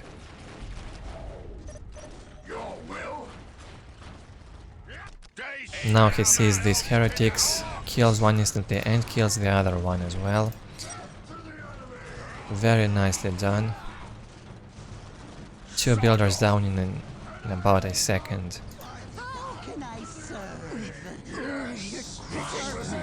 Yeah, so is this opening, Chaos opening, really worth it? It's already screwed up. Only 1 cultist squad, probably not the best choice. What do you want? It now belongs to the Well, Orcs economy is not very good either, so Not everything is lost yet for Chaos. Another heretic might go down, and I like this aggression from Orc in the early game. Probably the best style to be played against Chaos, to be aggressive in the early game and ruin their plans. Slugger Boy managing to fight these cultists easily. We've got this LP2 up, and yeah, one cultist squad goes down. So many complaints by LeRagpicker in this game. I'm not sure what's happening. What do you want? You need something. What do you want? Where's the fighting? No generator for Santi yet. Place is one. Oh, that's another banner. Santi needs a generator desperately. Where's the fighting? I got that good bit for you. Where's the fighting? 50 to 10 economy here. Only 2 points under Chaos control for 5 minutes almost into the game. Whatever you desire. So yeah, Santi has done a great job at destroying his build. What do you want? Very good decision from him to go with 2 Slugger Boys at the beginning and What do you scout what he was doing. We're under attack. Something best. Very unlucky for LeRagpicker. Looks like Santi will take this game. I just don't know what You need something. LeRagpicker could do now with such a low economy. Orc has enough army. He can go pile guns right now and add the big shooters. 3 shooter boy squads. What is it? What? Great job by Santi indeed. Where's the fight? And I have also to say that this is a very good work map. Bother me. I'm working. Losing as works on this map is What do you quite hard. What is it? Up yours. They can do anything on this map. They can harass, they can be aggressive early game, they can economy boom. They can do whatever they want. Jobs are good and boss. Don't bother me. I would even say that this is probably the best work map in the game. I think it's much better than Outer Reaches. Some people consider Outer Reaches as probably the best work map, but I think this one is the best for Orks. We're under attack. It's the Orks heaven. Where's the fight? Now belongs to the What is it? Where's the fighting? Yeah, this is a very one-sided game so far. Don't bother me. Where's the fighting? LeRagpicker managed to hit tier 1.5 and add these bolters, but with his low economy he won't be able to keep up with Santi. Purpose. What do you want? What do you want? And again, too many complaints from LeRagpicker, otherwise it was a nice best of 3. Maybe this was a bit one-sided because of Chaos opening. Just way too risky to play like this against Orks. Maybe it might work against a lower level player, but not against Santi. 110 to 20 economy for Orc. Upgrades on the way. What is it? Jobs are good and And again Chaos is left with only 2 strategic points. Domination, Orc domination. you need something fighting. Now knobs being added. Purpose. 56 to 10 economy for Chaos against 122 to 20. Yeah, this is over.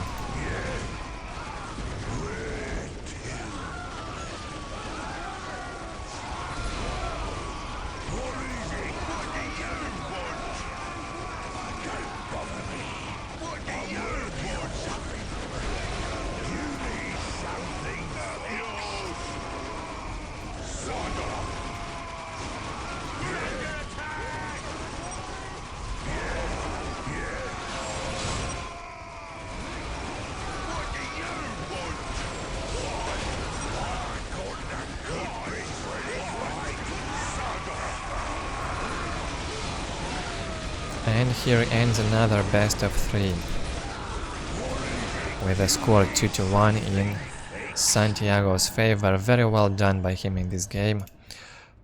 I really loved his early game harass. Was very well done. And he advances further in this tournament. Let's see the score. 43-28. Yeah, kinda one-sided. This one was probably the most one-sided game so far in this tournament. Santi is on top on everything. Chaos only had more energy. That didn't help him though. And we're going with the next best of 3.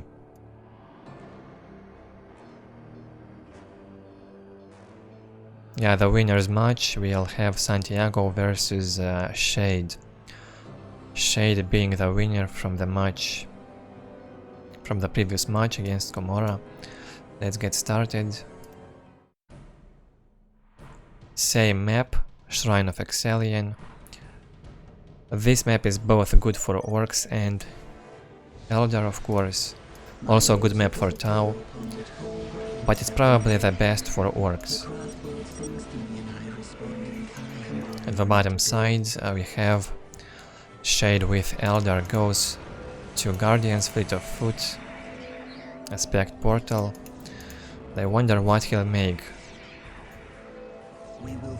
Will that be Farseer with Rangers, or Farseer Dark Reapers, or just Dark Reapers? Dark Reapers for now. And no generator. Probably Dark Reaper pressure, maybe 3 squads. Can work well. 2 squads instantly on the way. And Fleet of Foot also. And on the other side, Big Mech on the way.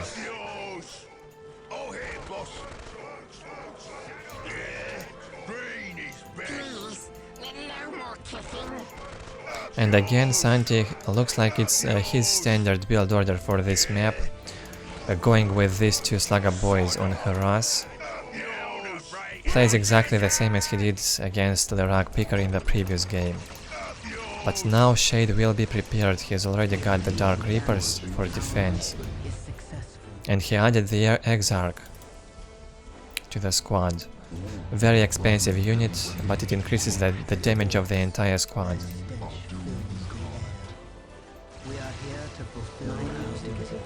So I think Shade will be fine.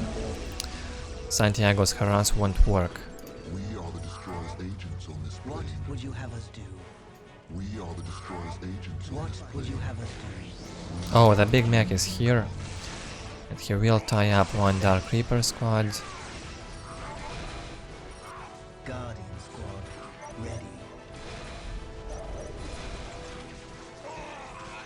Guardian squad, ready.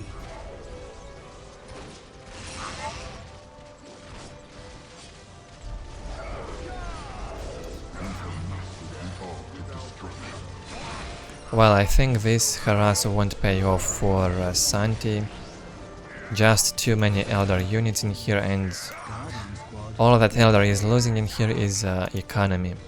He cannot focus on capturing those strategic points because of this Ork attack. But let's see if Santi can keep this going for the next 2-3 minutes. If he can do that, great job. If not, it's a fail. Did he add another Slugger Boy squad to this battle? It looks like this. And the 4th one is getting in here. But still no generator for Orks and no generator for... Oh! Shade has a generator now and upgrades the LP2. Once this LP2 is up, it will be much harder for Santi to fight around this base. So this, after all, might fail, this Ork attack. Not sure what this teleport was from Santi, too far away. And we have the LP2 up here. And the third Dark Reaper squad on the way. Santi will try and build this probably. The problem with this aggression from Ork is that he has to keep reinforcing these Slugger boys non-stop. He's losing requisition all the time. While Eldar can just run away, while he upgrades his LP2s and builds this support platform. And now, yeah, now Eldar just will win this fight. It will be much easier. With the LP2 and support platform, Santi doesn't have the chances to fight in this base anymore. This Slugger boy goes down. And all of the Eldar's units are alive. And there is not even a big difference in economy. As we see, 92-0 for Santi against 62-10 for Eldar. Eldar can play with this economy because he does not invest requisition in his army at the moment. At least he's investing less than Ork did. And we're halfway into this game. We're still wondering who will win this. Storm boys on the way. Looks like Santi wants to keep this aggression going in the early game. But Storm boys without upgrades is really a bad choice, in my opinion. You do need those upgrades, at least for armor. But we don't have pilo guns yet.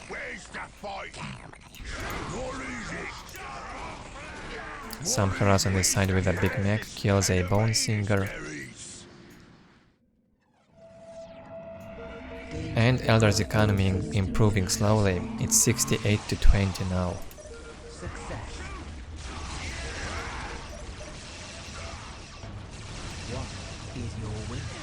Well, how will he stop 3 Dark Reapers and 2 Guardians?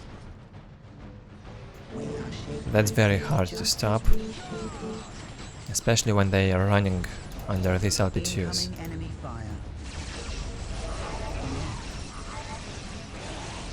Storm boys without armor, clearly a bad option, as you can see.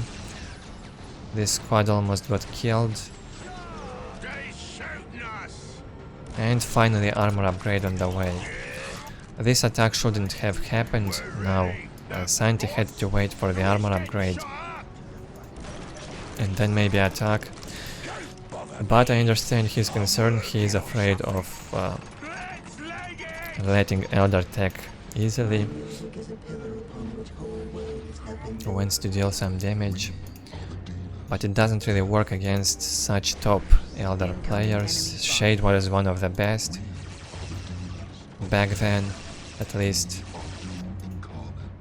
Shade, Oxo, and a few others.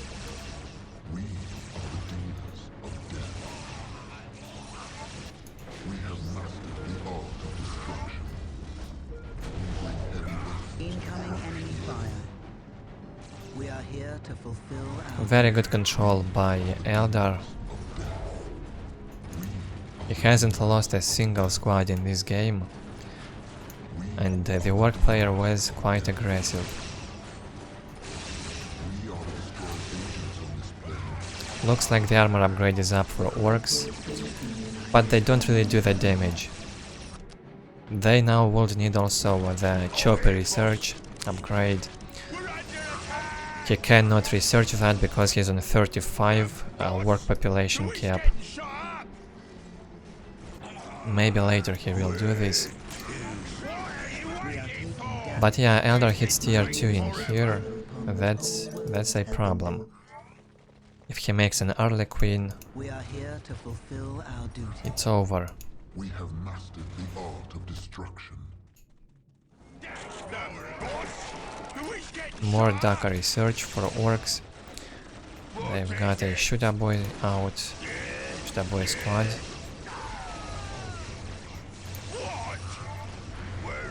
And another engagement from Santiago.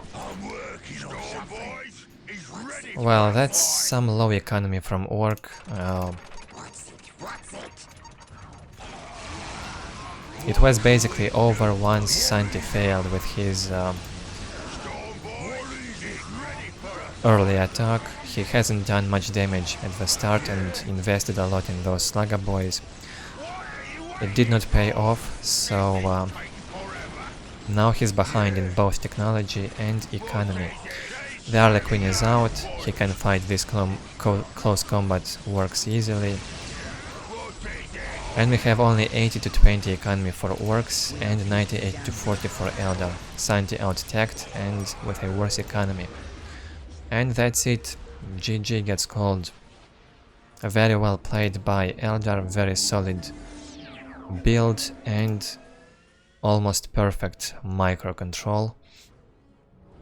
Allows him to win this game without any problems. Let's see the score.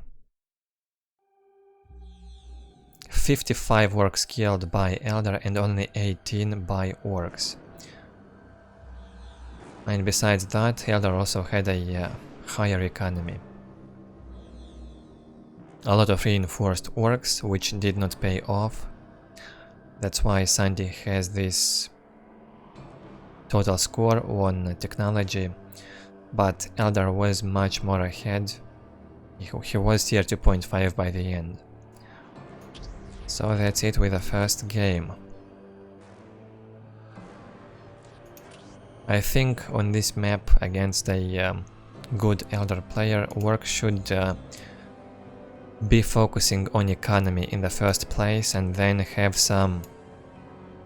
a very good timing attack with the Storm Boys, with a lot of Storm Boys with upgrades, and maybe a Shooter Boy squad attached to the Big Mech, and do as much damage as possible until Eldar hits tier 2. That might work. But early rush attacks are not very reliable. If Eldar can micro well. And we're going into the second game on Outer Reaches. The same matchup.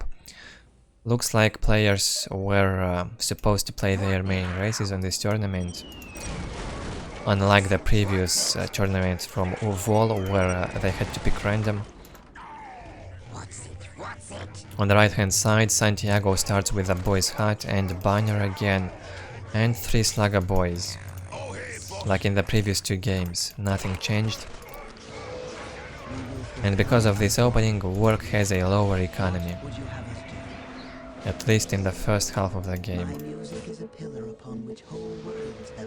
And we have a different strategy from Shade. He goes for Banshees. 2 Guardians, Fleet of Foot and Banshee squad on the way. Banshees will make an easy job out of these slugger boys. I guess these Banshees are an answer from Shade. For that early game attack in the previous game from Santiago, Banshees can deal with the slugger boys or rush easily, I would bet. Banshees out. The slugger boys went to decap probably. They are looking for something to decap. Incoming enemy fire. We are here to exact harsh vengeance. Actually 4 slugger boy squads, not just 3 but 4. Big Mech teleporting here. He wants to kill some of these Banshees probably.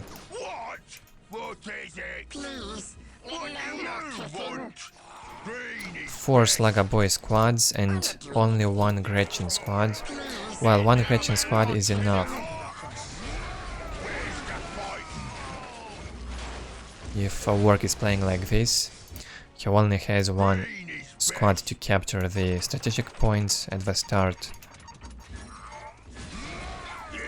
And we already had a decap here.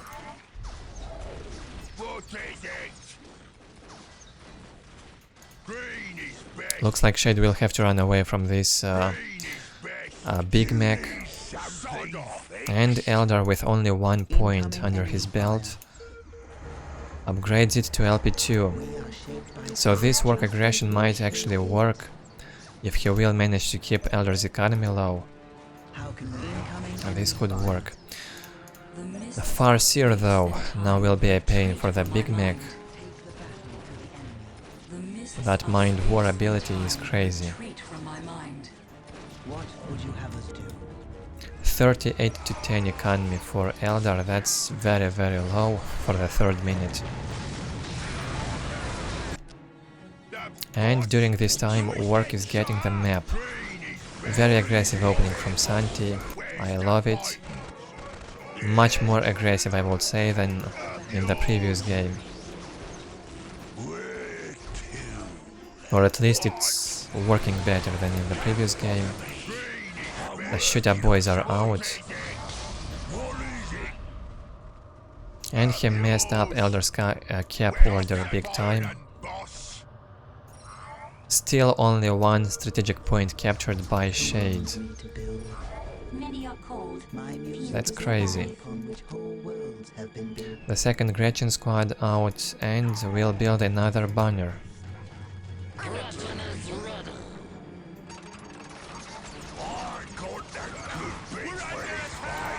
Just wants to focus these bunches. Don't know why Shade keeps fighting with a fleet of foot on these bunches. They have a higher damage with a fleet of foot disabled.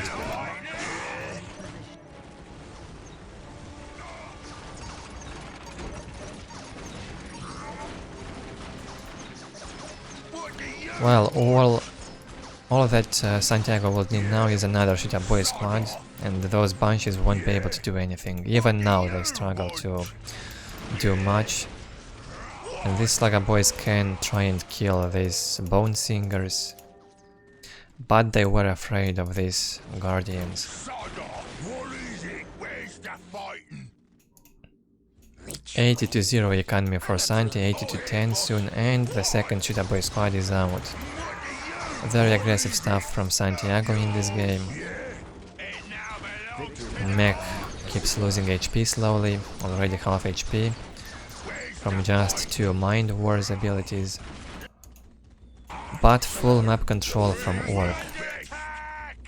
He can now just reinforce all of his army and keep this pressure going. Danger has found us. Incoming enemy fire. Another LP2 upgrade from Shade. He knows he needs that requisition if he wants to have a chance. Big Mac goes down very quickly on HP. He just has to teleport away. Looks like he cannot jump. It was spent previously, but manages to survive, so it's good. Finally, Shade manages to capture his 3rd point. Only on the 6th minute. We have a huge Ork army from behind. These shoot-up boys with big shooters already. And armor upgrade on the way.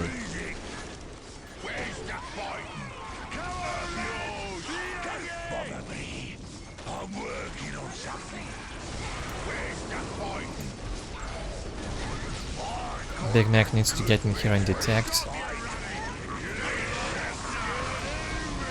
But another Mind War on this Big Mac and it will go down.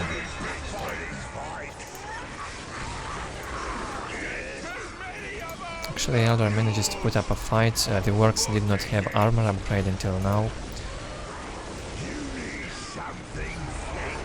And yeah, the Mind War goes again on this Big Mac and it dies. A very good ability from the Farseer. It counters the Big Mac easily. And Shade manages to fight back these Orks. I'm surprised. Santi makes that Big Mac instantly again. He needs to upgrade some of these LPs, maybe for a higher requisition. I mean, it's already good for Orks, much better than Eldar, but anyway. Just to be on the safe side. having a better economy is never bad. Doesn't work. 68 to 20 here, worse than Orks economy certainly. And Blaster upgrade now for the for the shooter boys and big shooters.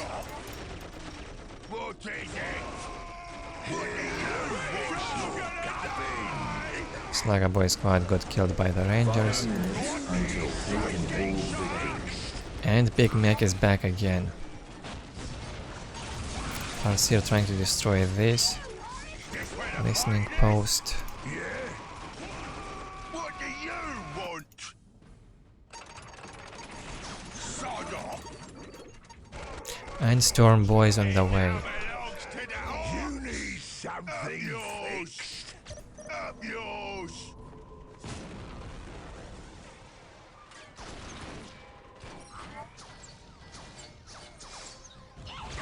Sod off. Yeah. Where's the fastest? What can we do, Darius? Big chopper research. Yours. For the damage, Storm boy damage upgrade. A very important upgrade, by the way. You can also add knobs to the Slugger boys, and they will also have the damage applied to their knob leader. I mean, to the knob leader's weapon. As you can see, it switched from an axe to this claw, and the damage is much higher. Also, the sound of that damage changes when you upgrade to this weapon. Bunches are melting down from the Blaster here. Still one of them alive. And the Bunch squad goes down, only the Rangers left. And the Farseer. Farseer with full HP still. The Rangers will go down. And again pathing, well, even without pathing it's already over, I would say. Orks simply dominated this game. The aggression was crazy. And probably not a very successful opening from Shades with Banshees. I think he expected maybe it would work somehow else, who knows. Well, he blames this on pathing, but I really think Santi had this under his belt when he managed to keep Eldar on just 1 point for like 5 minutes. 4 or 5 minutes, something like that. Eldar was sitting on only 1 or 2 strategic points. And that played a lot in Santiago's favor. That's it with the second game. The score is even now 1-1 and 1 more game to go. But before that, let's check the stats. Domination from Santi kills 46 Eldar units, a lot of Bunches and Rangers. A much better economy for such a short game. And a better technology, more research count and more unit upgrades. Okay, so the last game in this best of 3. No idea who will win.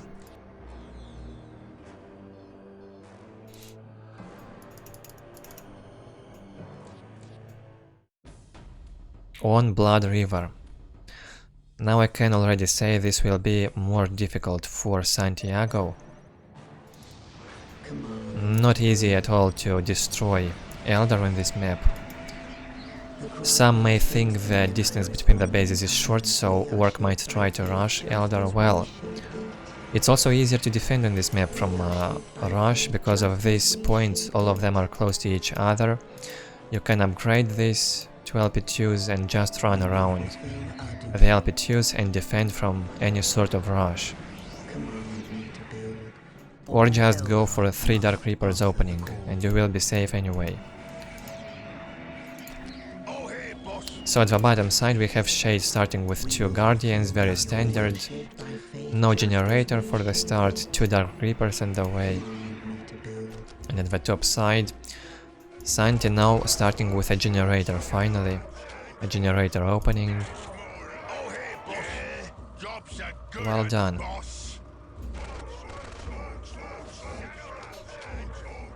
He's played with a banner opening for the last 3 games at least.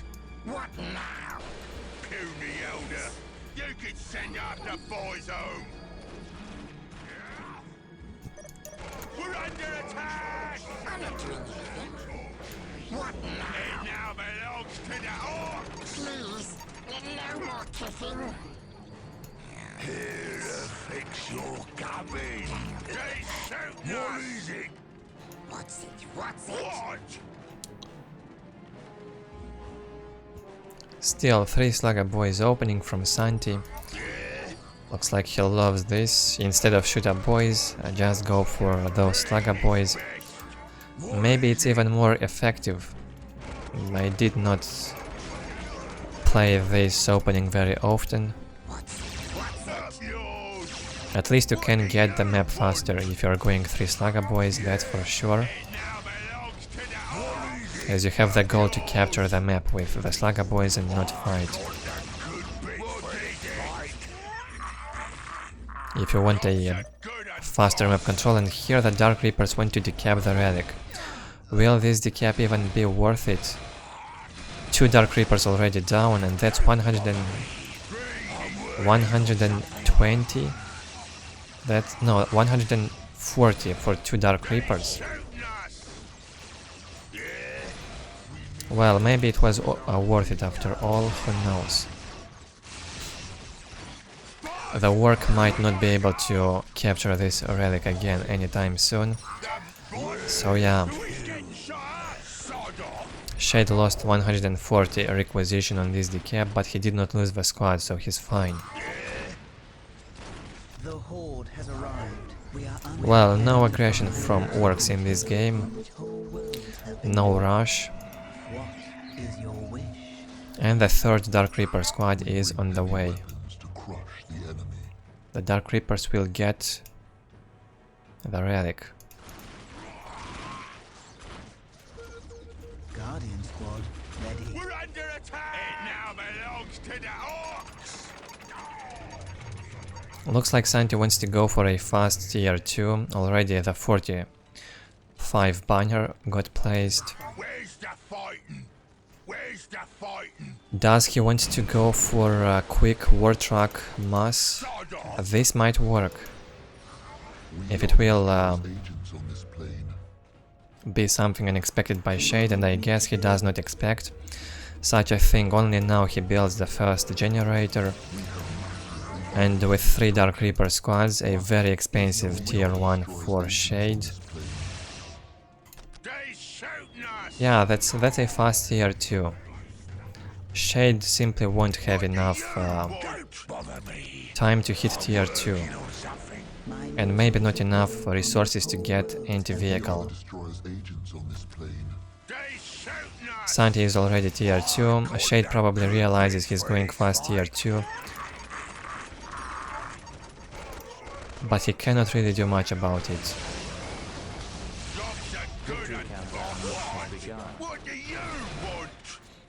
Take and hold victory also from Santi.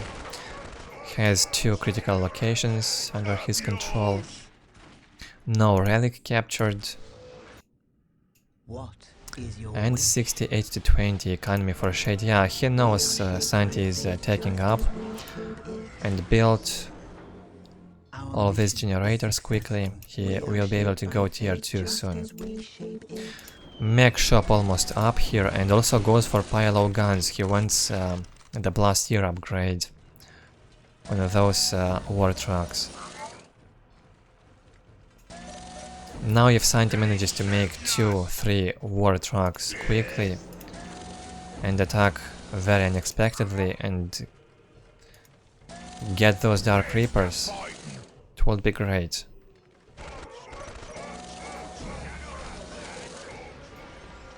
Another generator built before tier 2. I'm not sure if that was necessary.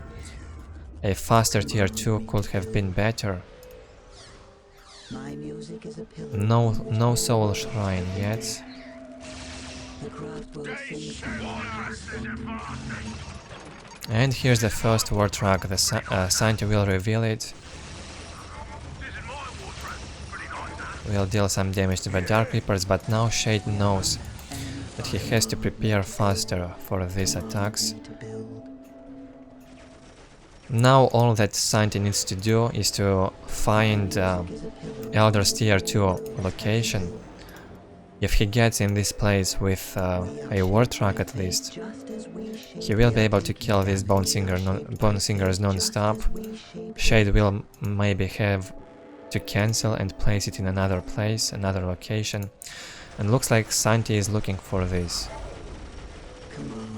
He does not see Eldar's tier 2 anywhere around. And he did not spot it in here.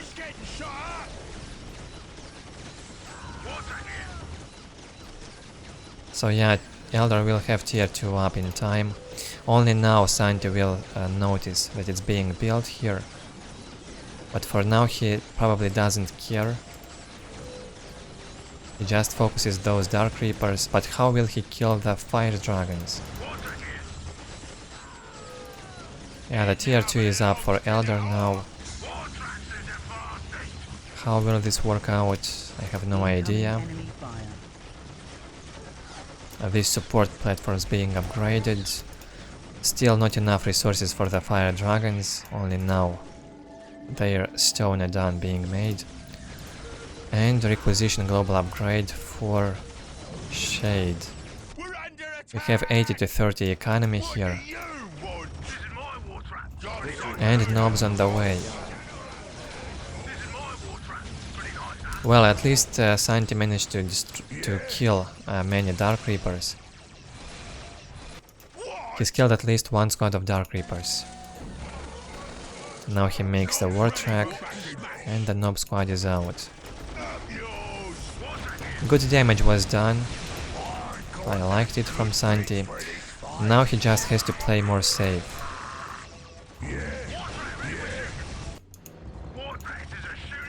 Hopefully keep that big mech alive. Can be of help. Attached to the Nobs. Armor upgrade on the way, and Santi also needs to upgrade his economy. At least one LP2 up would be great. This war track will melt down from the support platforms. Santi overlooked this thing, did not control it. Well, now Shade needs to think of something how to stop the Nobs. He's got anti-vehicle, enough anti-vehicle, but the Nobs. 2 Dark Reapers might be enough, and the Harlequin, yeah, now he's got the counter. And he is safe. Shoot-up boys also with the big shooters being added. But really low economy for Orc, I don't really like it. 92 to 30. Against same economy for both players. Need to focus on this Harlequin. And this Laga boys should try and tie up the Dark Reapers. Yeah, that's right. Kill this Harlequin, please. It's the Nob's nightmare. War truck and the shooter boys should focus the Harlequin. Armor upgrade for Eldar, support portal. Big mech with Nobs wants to destroy these support platforms. They do not have the damage upgrade yet, it seems. No chopper research for the Nobs. Very intense battle here. Support platform goes down. It's like a boy tying up the Dark Reapers. Very good harassing here from Santi. Will he manage to keep this up? A Viper on the way. He needs to kill these fire dragons. Tie them up somehow. This Harlequin is still alive, are you kidding me? 4 minutes until taking full victory. Yeah, the war truck is focusing those fire dragons, I see. And the same should be done by the shoot-up boys. This is a very important fight right here. It's on the edge, though. If Shade survives this fight, he has the chances to counter-attack and win. We have 98 to 40 economy for Santi, a bit improved. And 92 to 30 still for Eldar. This LP will go down soon and probably decapped. Crazy fight right here, but it looks like Santi will succeed with this attack. Very well done. Crazy aggression by Ork. 3 minutes until taking full victory. Another Harlequin was made. And the biggest problem now is a lack of anti-vehicle from the Eldar player. Only this fire dragon alive. Another Harlequin gets out.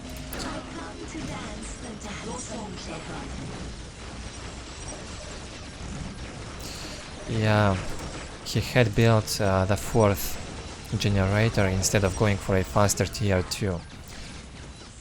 I also noticed that wasn't really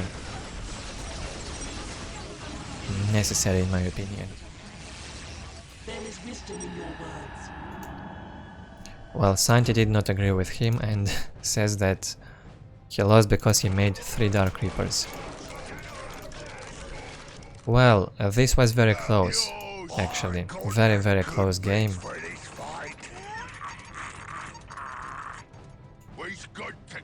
But yeah, very well done by Santiago. This is a low economy build order which has to be done, executed perfectly. If you're messing up with your units and if you lose them, you won't have enough economy to rebuild, so you have to play it perfectly. Well deserved victory by Santiago. Comes on top in this best of 3, the score 2-1. Kills 53 Eldar units and loses 38 Orks. Not bad. Usually Orks are losing much more in most matchups, but not in these games. Also a slightly better economy for Santiago. But I really liked his build order execution. It was pretty smooth overall. And also in technology, Santiago with 5 captured critical locations. He captured them 5 times. And is also on top on technology. Hope you guys enjoyed this best of 3 so far. We have 2 more left, I think. 2 more or 3 more left. Or maybe only 1 more left. Yeah, only 1 more best of 3. And it will be epics against Marteffyo. And this is the last I have for this tournament. And as I've said earlier, I will link to the full tournament playlist shoutcasted by Vol on his channel, so you may watch all the games from this tournament in there. Sadly, I could not find the replays anywhere, the remaining ones.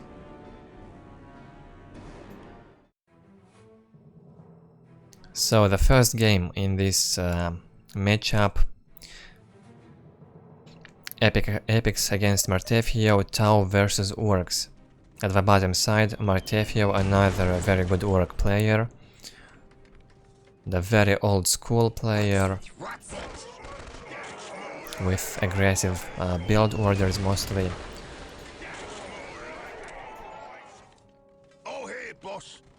On the bottom side goes for 2 slugger boys, boys hut and generator. At the top side, epics with Orks. I mean Tau, I'm sorry, messing this up already. We are 2 hours and 35 minutes into this video. It's been great so far, a lot of action. Tau commander on the way and generator.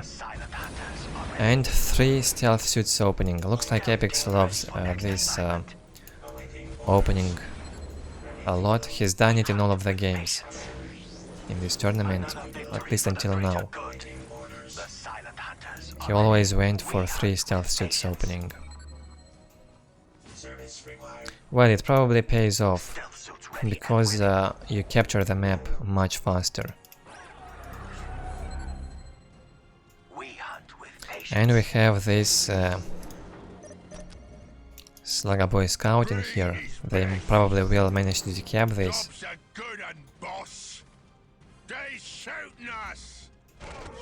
And the Tau commander is out for Tau. We'll kill a Slugger Boy. A really nice decap in there by Marty. Send us toward the enemy. Awaiting orders. We hunt with patience. None can stand before the greater good. The Katra will crush them. And a snare trap slowing down those Slugger Boys. Marty wants to be aggressive.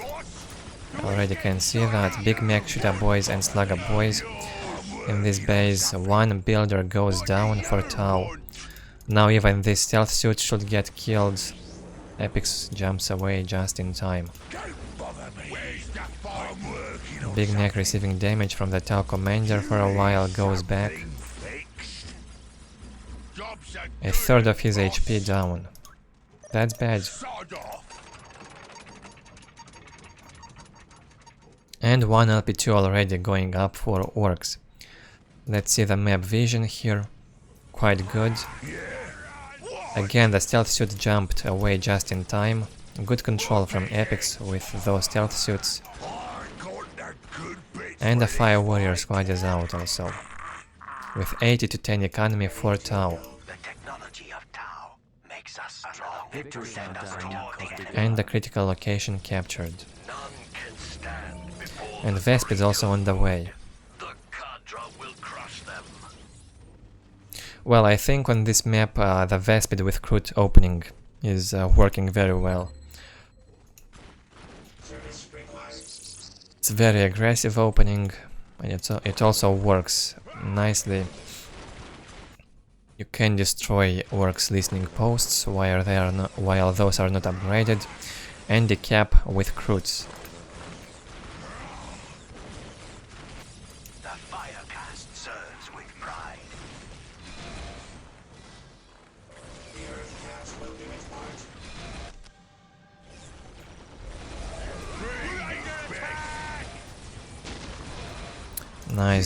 Nicely done in here by Marty. Decaps this relic and cancels the listening post of Tau. And the Vespids here will destroy this unupgraded listening post and decap with the stealth suit. Will it though? Yeah, it gets decapped, but the stealth suit dies. The Vespid should go back. Was under the fire of this stronghold for a while. And we have the second Fire Warrior squad on the way. Tau's economy is quite good, I like Tau's map control for now. Really good that Tau captured the critical location.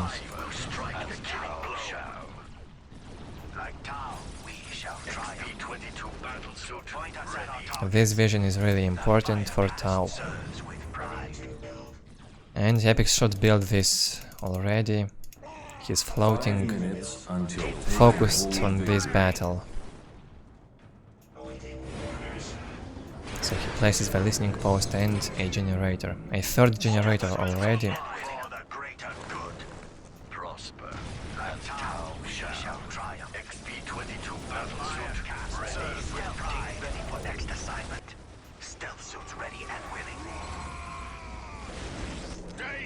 92 to 10 economy here. The Pylo guns is up and 35 work population cap. Mart is still being a bit aggressive, but he does not have a relic under his control yet. And he might try and destroy this generator.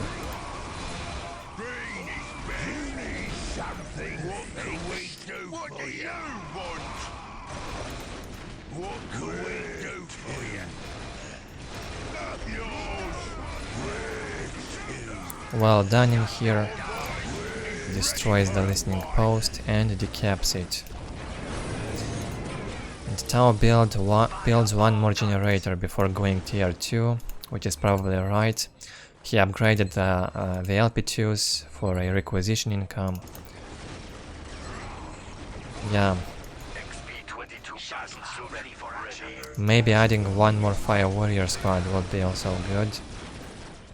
We've got 2 Storm Boy squads which can tie up these Fire Warriors. And another engagement by Marty.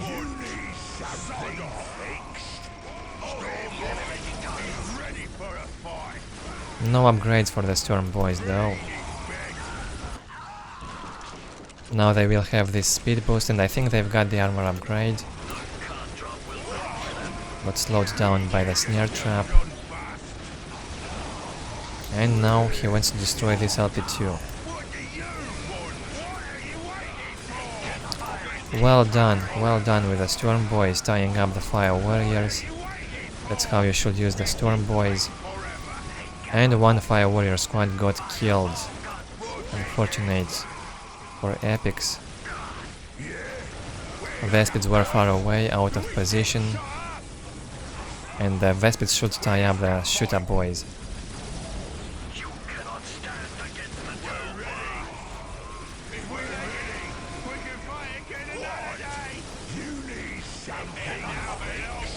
A good timing attack from Marteffyo. Will he manage to keep up with this? No tier 2 on the way yet for Tau. Or no, it's actually up. Oh man. So the work is in trouble probably. This LP2 wasn't destroyed, and these two are up also. 86 to 40 economy, and the broadside battlesuit will be out soon. The Tau commander unfortunately got surrounded and killed. That's very unfortunate for Epics. Optics upgrade is researched, but no, not enough firepower units from Tau. Only one Fire Warrior squad. These stealth suits and the broadside battle suit. Not enough. 35 work population cap for Marteffyo. Good economy. Goes for the third banner. And also needs the Choppy research badly. Choppy research and Blastier for these Shooter Boys. So far I liked how Marteffyo has played, very aggressive. And Epics never gives up with defending. Goes for the global upgrade on requisition, upgrades another LP2. He needs more requisition income desperately. And he also needs that vehicle beacon. He needs the Devilfishes and at least one Barracuda. Again, Marty will be aggressive and attack from this side one more time. And without vehicles, I'm afraid Epics won't be able to survive this. These two Shooter Boys should be able to destroy the broadside battlesuit. Actually, the Big Mech will do that just fine, with the Slugger Boys attached. Yeah, very aggressive game from Marteffyo, very well executed build order.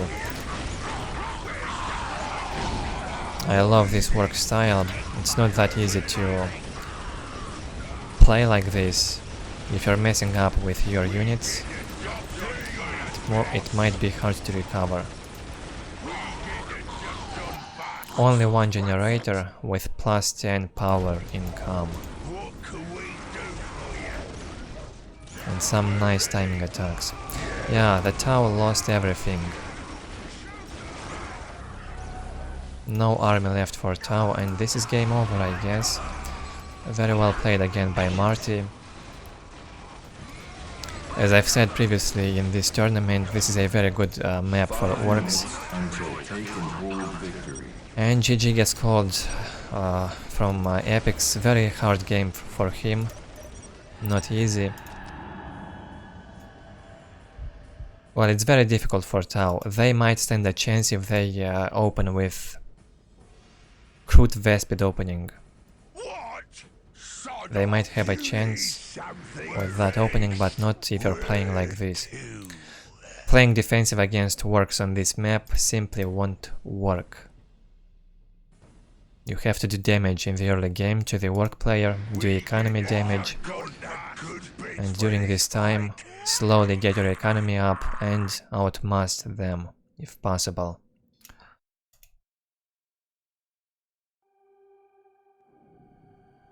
Here we have the score. Epic kills more Orks this time. But that wasn't enough. Too many Orks were made. Yeah, Marteffyo doubled the army size of Tau. 94 army size against 45. And we had a better economy for Epics, it wasn't enough. He had tier 2 but no vehicles. Maybe if he made the devil fishes faster. He didn't even build a vehicle beacon this game. Maybe that was the reason he lost. Instead of making that broadside battlesuit, he should have tried and go for the vehicle beacon and get 2 or 3 devil fishes out and a barracuda. That way he could stand a chance in the next fight. And that's it with the first game of this final best of 3. Jump into the second one, and it's on Meeting of Minds. The same matchup. On the left hand side, Epics with Tau, again 3 stealth suits opening. Well, this actually is a great map for 3 stealth suits opening. With plenty of strategic points, you need 3 stealth suits to capture all of this faster. Maybe even 3 builders would be an option. A bit distracted by the chat. They are probably discussing some movie. I'm not sure. One stealth suit goes to capture this relic very quickly. We hunt with patience. Send us toward the enemy. The technology of Tau makes us strong. On the right hand side, Marteffyo with Orks. 2 Slugger Boy squads and Shooter Boys getting this up. Big Mac on the way. And again Tau Commander, also a Fire Warrior squad capturing the strategic point. A very strange cap order from Epics. He gets 1 critical location very quickly and the relic. Send us toward the enemy. Spread the greater stealth suits ready and with greater good. Like Tau, we shall next assignment. I will spread the greater good as Tau shall. And no generator for the start for the Tau player. Technology of Tau makes us strong. It now belongs to the Orks. Up yours! What is it? And here the aggression begins. Shoot up boys on the tower side, but they won't be able to do much with these fire warriors in here defending. Yeah? Will Marteffyo be as aggressive as in the previous game? I think it's much more difficult to be aggressive on this map. I'm working on something. Especially when you're running around these LP2s. Only if this would be upgraded, of course. He could try and attack here, maybe. He wants to deal with the Tau Commander for now. Well, Tau Commander is just distracting Orks' attention. Marty can just ignore it. Tau Commander can't really do much damage to buildings at the Orks base, so Ork can feel free to attack.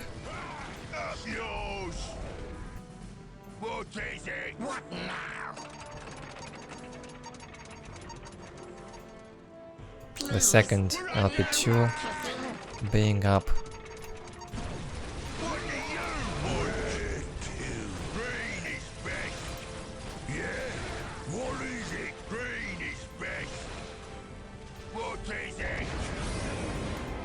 And we have 98 to 20 economy soon for Tau. He's got 2 fire warrior squads and Tau commander. This actually is the best Tau for the best map for Tau. I'm sorry for messing up with the words.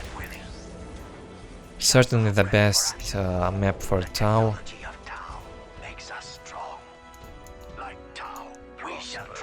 They feel great on this map. I think they have the chances to even, well, to kill any race here without much struggle.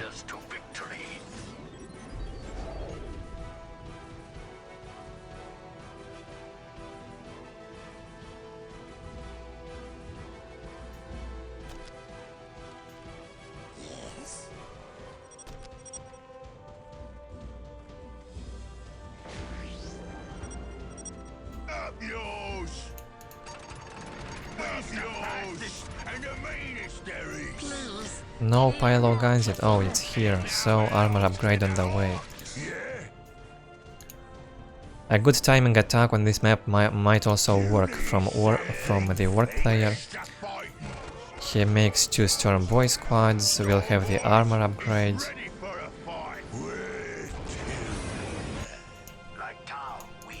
Marty complaining about something, not sure. About what?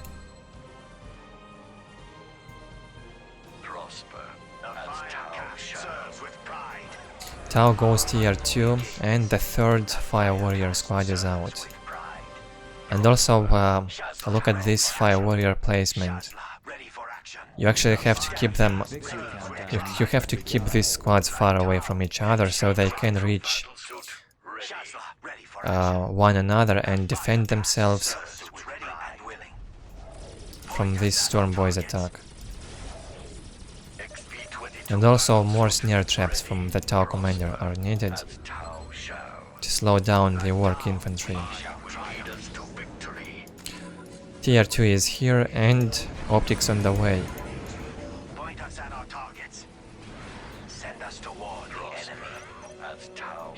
Where is this fire warrior going?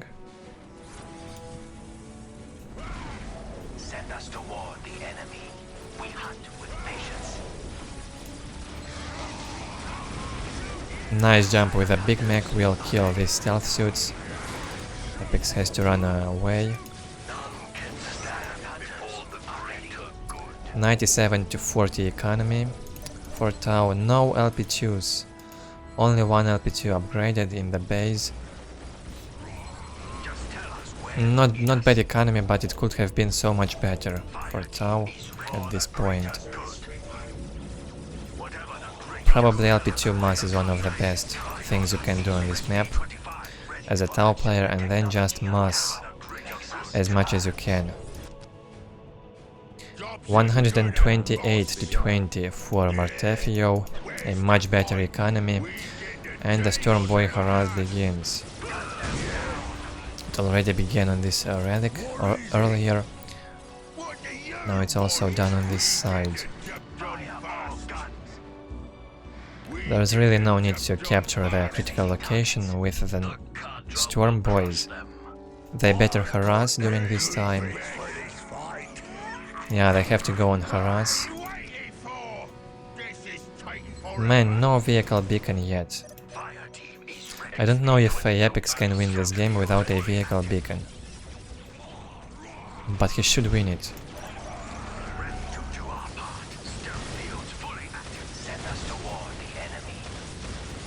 Nice attack here with a Tau Commander and 2 stealth suits.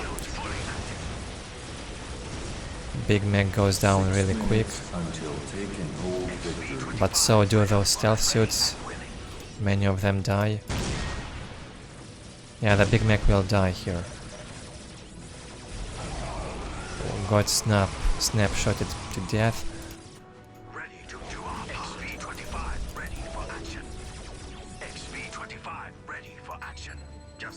Well, 3 Fire Warrior squads on the other side. But very low economy. Global upgrade on the way for Tau. 62 to 50 economy, man, that's very weird. For this map, very unusual. And this stealth suits being revealed, they stay too close to the LP2.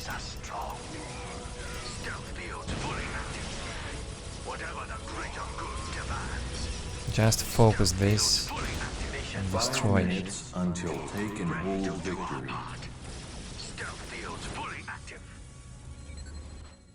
I don't like the Tau's economy, and work is dominating on economy 134 to 30. I really don't know how Tau will win this game. I don't even know if he will win it. Knobs on the way now, the mega armored knobs also are out. The problem is Orks economy, it's much higher than Tau's economy. It's all about how Tau will manage his army from now on. If he will micro and position his fire warriors nicely, he still has the chances to win. And goes for the second global upgrade on requisition. Yeah, that's a necessity right now, because his requisition income is terrible. Good thing that Tau Commander is still alive and full HP. What? I wasn't listening. Storm Boys is ready for... Not a very big army by the Ork player. Looks like he lost the Storm Boys in there somewhere. Or maybe it's this squad. I did not notice how they retreated. And yeah, Epics needs the vehicle beacon. I'm repeating this over and over again. He needs the devil fishes or a barracuda at least.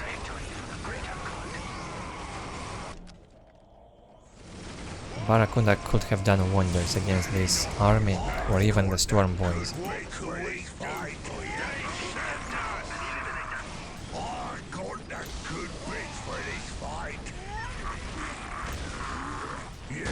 Yeah, bad jump from Marteffyo with the knobs.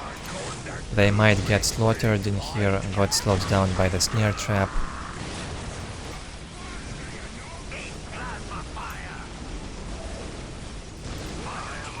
Three Fire Warrior squads, that's not so much.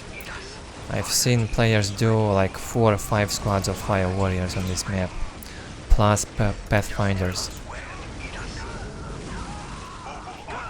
Yeah, Tau recovers, his economy is great now, 135 to 50, much better than it was a few minutes ago.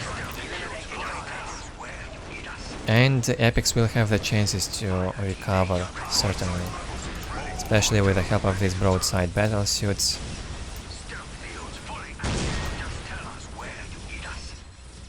He lost this listening post, not a big deal though. Still a very good economy for him.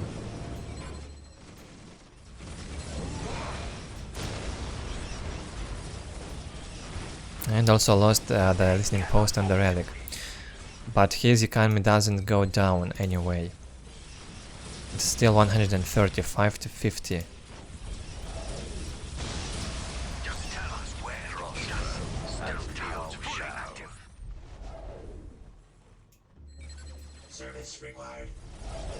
And he probably will go Montka.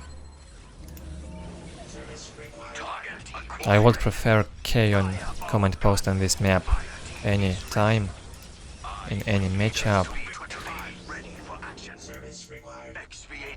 But if you manage to out-attack your enemy, Montka can be great.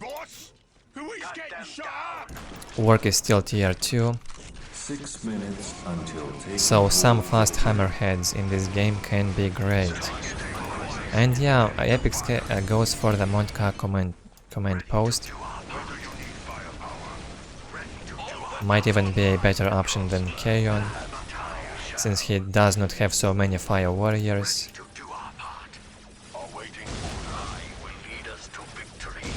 And crisis battlesuits can be good also against this mass.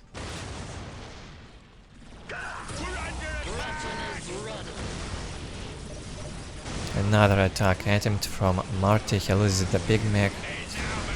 Well, he probably will lose everything on this attack now.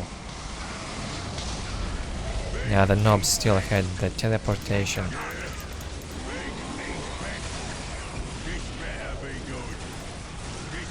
And they won't be able to destroy this broadside. Looks like this is over. Unsuccessful attack from Marty. And at this point in time it's very difficult to kill Tau. Even without vehicles.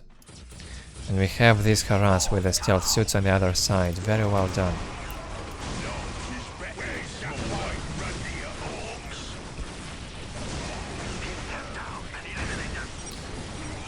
Yeah, GG.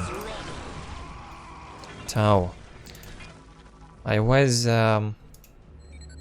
a bit Fire team is awaiting order. Ready to do our part. was a bit upset with Tau's economy earlier in this game, but it got back to normal by the end, and he managed to fight this Ork army very well. Also good job with the harass on the other side. So you have to basically counter harass Orks if you see them getting in your base. Non-stop, you also have to do something about their economy. So yeah, the score 1-1 now. We're left with one final game. No idea who will win the last one, let's see. But first, let's look at the score.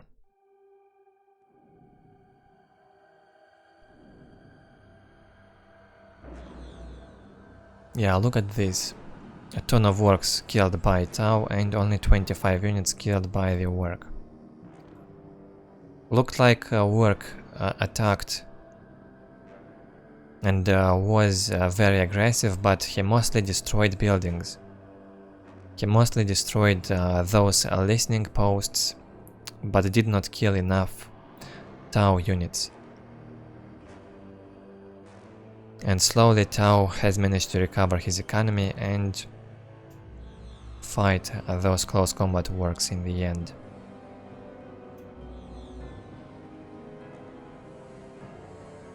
A lot of reinforced units for Orks, but Tau was ahead in technology. Equal research count, more unit upgrades, more strategic points captured. Well, because some of them got decapped and recaptured again. Same happened with the relic, he captured it twice. But yeah, Orks' economy was a bit better in this game. Almost 1000 more resources, not a big difference though. not a critical difference. So let's jump into the third and the last game of this tournament.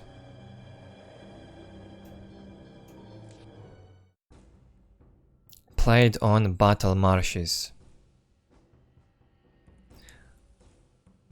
Now I think the matchup is quite equal on this map. Tau has the chances, and same with Ork. They can do a very good harass with the Storm Boys, and Tau can do a very good harass with the Vespids.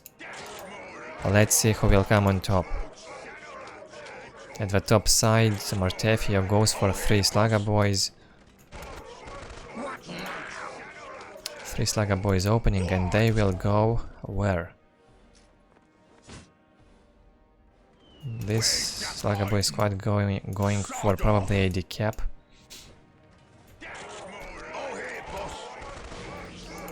And Big Mac on the way, instantly generator placed.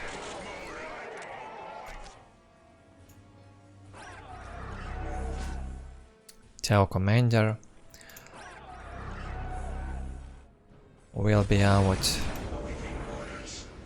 And we have 3 stealth suit opening again from Epics. So yeah, he has done this opening in all the games. Something specific about Epics probably. He's opening with 3 stealth suits all the time. Job's a good un, boss. Big Mac will be out soon and he will jump on this side. You can see that by the rally point set here. Fix your cabin. Send us toward the enemy. The decap goes on. Will this die? Yeah, unfortunately it gets killed, but he also decapped the point. So what will happen now? How do you fight this Ork army? Big Mac will go and hunt for those stealth suits and builders, and Tau Commander will have to jump in here maybe. Fire Warrior squad on the way. But yeah, Big Mac will manage to kill at least 1 builder. Goes down.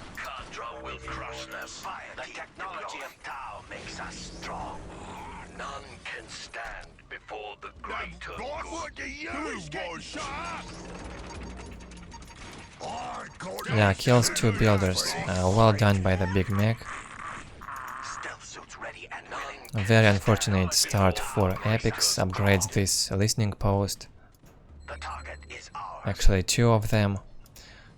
Yeah, he has to upgrade those points. Point us at our targets. Shazla ready for action. And now remake the builders. The silent hunters are ready. XP-22 battlesuit ready. Tau Commander simply ignored this Big Mac and hunted the Slugger Boys.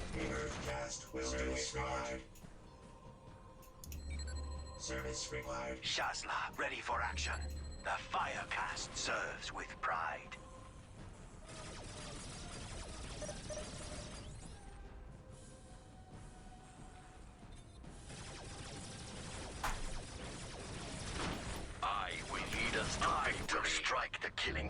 Vespids on the way. Well, yeah, Tau will be fine for now. He's got the Fire Warriors, he's got this LP2 up, and the Vespids will be out soon. Tau Commander almost full HP, and the stealth suit will get this relic.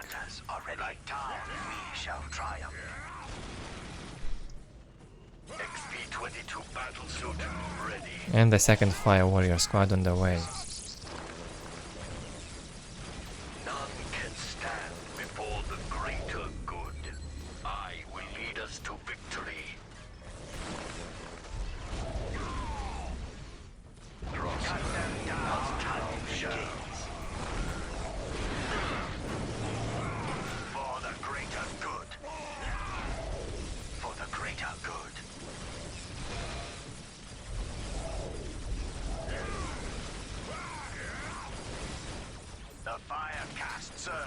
Some fight going on here. Well, Orks certainly will not succeed in this fight. You just can't fight Tau against these LP2s. When they've got the Vespids, Tau Commander, Fire Warriors, 2 squads. Just stay back and tech up, I guess. That's what Ork has to do. And get those Storm Boys out, of course. With a few upgrades. 140-20 economy for Marty. Good economy makes Gretchen infiltration. Against 86-20 economy for Tau, and he will go tier 2 soon. The relic is captured, and it will be built.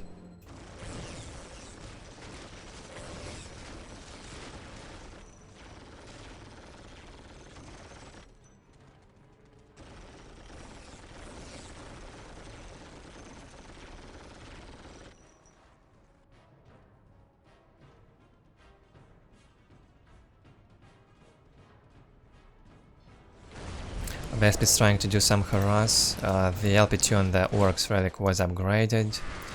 Jumped on this side. But no, too many Orks already in there. So has to go back.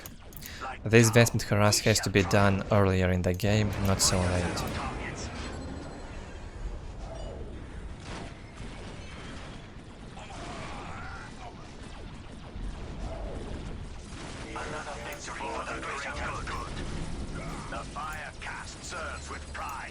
And tier 2 on the way for Tau with 92-30 economy, quite okay. Shazla, ready for action. I will lead us to victory. Stealth suits ready and willing. Shazla, ready for action.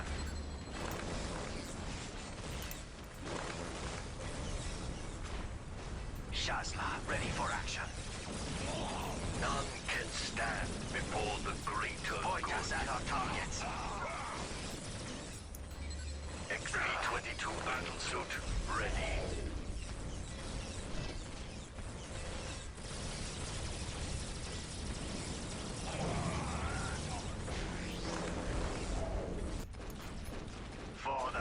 Good hold from Tau so far. I liked how he defended all this time. He is tier 2, does not have enough resources for the vehicle beacon yet. Still fighting the Storm Boys in here. Goes for the optics upgrade.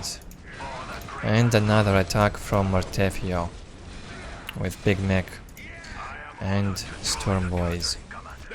On the other side, makes this upgrade and is being aggressive.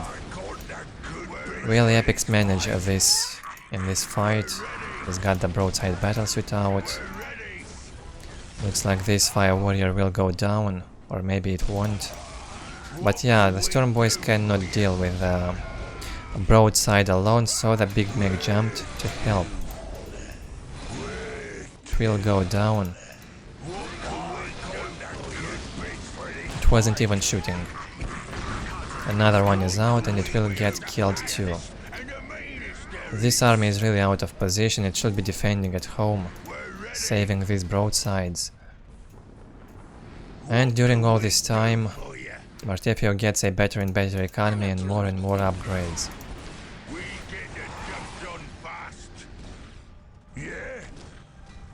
And we're only halfway into this game. 86-40 economy for Tau. Just tell us where you need us. 2 Fire Warrior squads still alive. We're under attack. And we have 110-30 economy for Marty. He needs the tier 2 banner, make the global upgrade. But so far it goes very well for the Ork player. The Vespids were killed.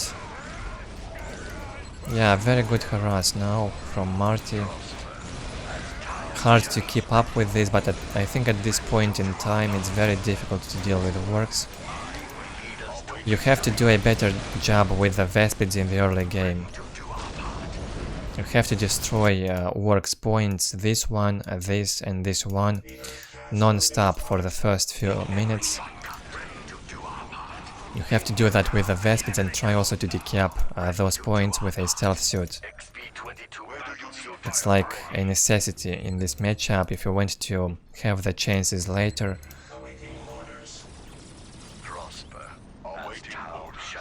But yeah, from now on, Ork will simply toy with the Tau player. I don't think Epix has chances, but let's see. Global upgrade for Marty on the way, just like I said, and the knobs. Big Mac low HP, might die anytime. What can we do for you? We serve the greater good. Fire team is send us toward the enemy. And Tau's economy is the biggest problem. It's 62 to 40. Prosper as Tau shall.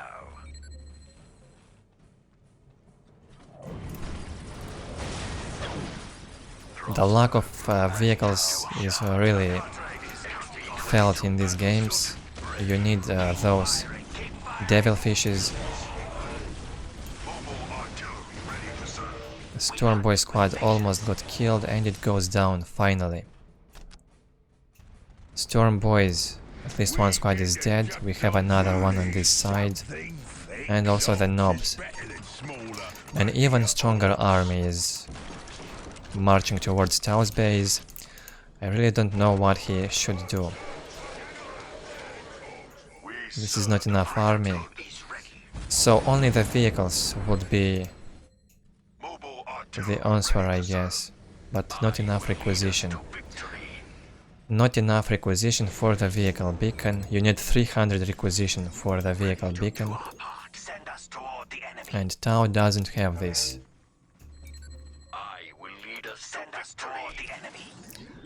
The mega armored knobs on the way. Yeah, Marty will simply make a bigger army now and go with a stronger attack later. No need to be greedy. Green is best. And nice mine placements around the map. Probably against those Vespids. So we'll have two Nob squads from the Ork player, the Storm Boys and the Mega Armored Nobs. That's a very strong army. Also big, tank boosters infiltration. Marty probably expects vehicles, but there won't be any vehicles, at least anytime soon. Very low requisition for Tau.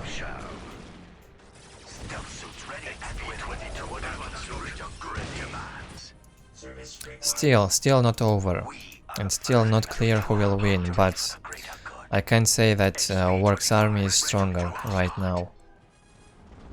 And also his economy much better. And if he succeeds with this attack, he will win. Looks like it's about to start this final battle, probably.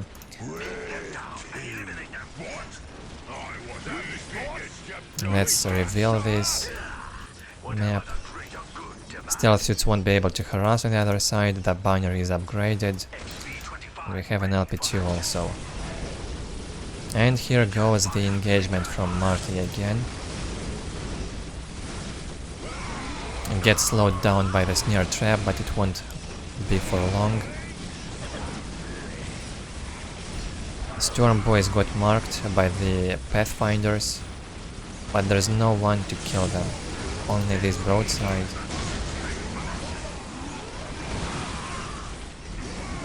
And the Storm Boy won't die, not yet.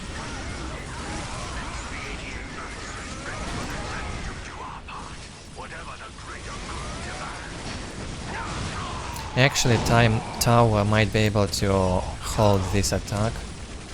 Looks like he's got enough army to hold this. Another broadside is out. And Tau's economy improved a lot, 126 to 50. That's very good for him, but he has to hold now. Will he manage? Still two squads of fire warriors up, The Nob squad is slowed down and marked again. The Big Mac might get killed. But yeah, the damage was done. House economy going down slowly again. Fire warriors got slaughtered. The mega armored nobs killed. But still no need to give up. Another snare trap worked on the nobs. What a crazy battle in the end. But yeah, if this goes down, it's over. You just cannot keep up with this mass. Orks economy was too good. And Tau's economy was way too low for a long period of time. So looks like that's it with this game. Orks will win, from what I can see. Big Mac low HP, but still alive and can detect. And Tau's economy is down again. Yeah, this is over. There's no way Tau can get back into this game now. Very well played by Marteffyo, good aggression. And Epics complaining about abuse. Well. Yeah, if Tau is a joke, why do you even play this race? Some flaming here, but that's no problem. These were some good games. I liked how both players did in this game. I'm not sure why Epics played on such a low economy for a long time. Looks like Ork harass was way too good. And if I can point at one of Tau's mistakes, maybe he did not harass with the Vespids in the early game. He made the Vespids way too late. So maybe going for 2 stealth suits instead of 3 and go for Vespids with Tau Commander faster would be a better option. That's it with the final game that I've got from this tournament. The Elseware Entertainment Tournament. It was sponsored by some kind of organization. And yeah, I think there was a prize pool for this. Not sure how much. And again, it was organized by Vol. He's done a great job with organizing the matches and the tournament. And as I've said before, I will link to his channel playlist. You will be able to watch all of the games from this tournament, including the grand final. I've only recorded the games that I've found, and it took me almost 3 hours and a half to record this in one single video. Here is the final score for this game. 110 orcs killed by Epics, and it wasn't enough to stop them. Well, Marty had a better economy. He could afford even a bigger army. He was tier 3 by the end. So really well played in there by Marty. No need to complain about the abuse. I think Tau could have done a better job. And Tau has all the chances in the world to win a Ork player on battle marches. There's no doubt about that. On research count, Marteffyo was ahead, obviously, almost in everything. And yeah, better resources for Orks as well. That's it with this tournament, guys.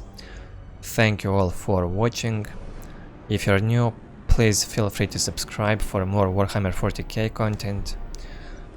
Leave your feedback below, and I will see you in the next videos. Thank you all for watching.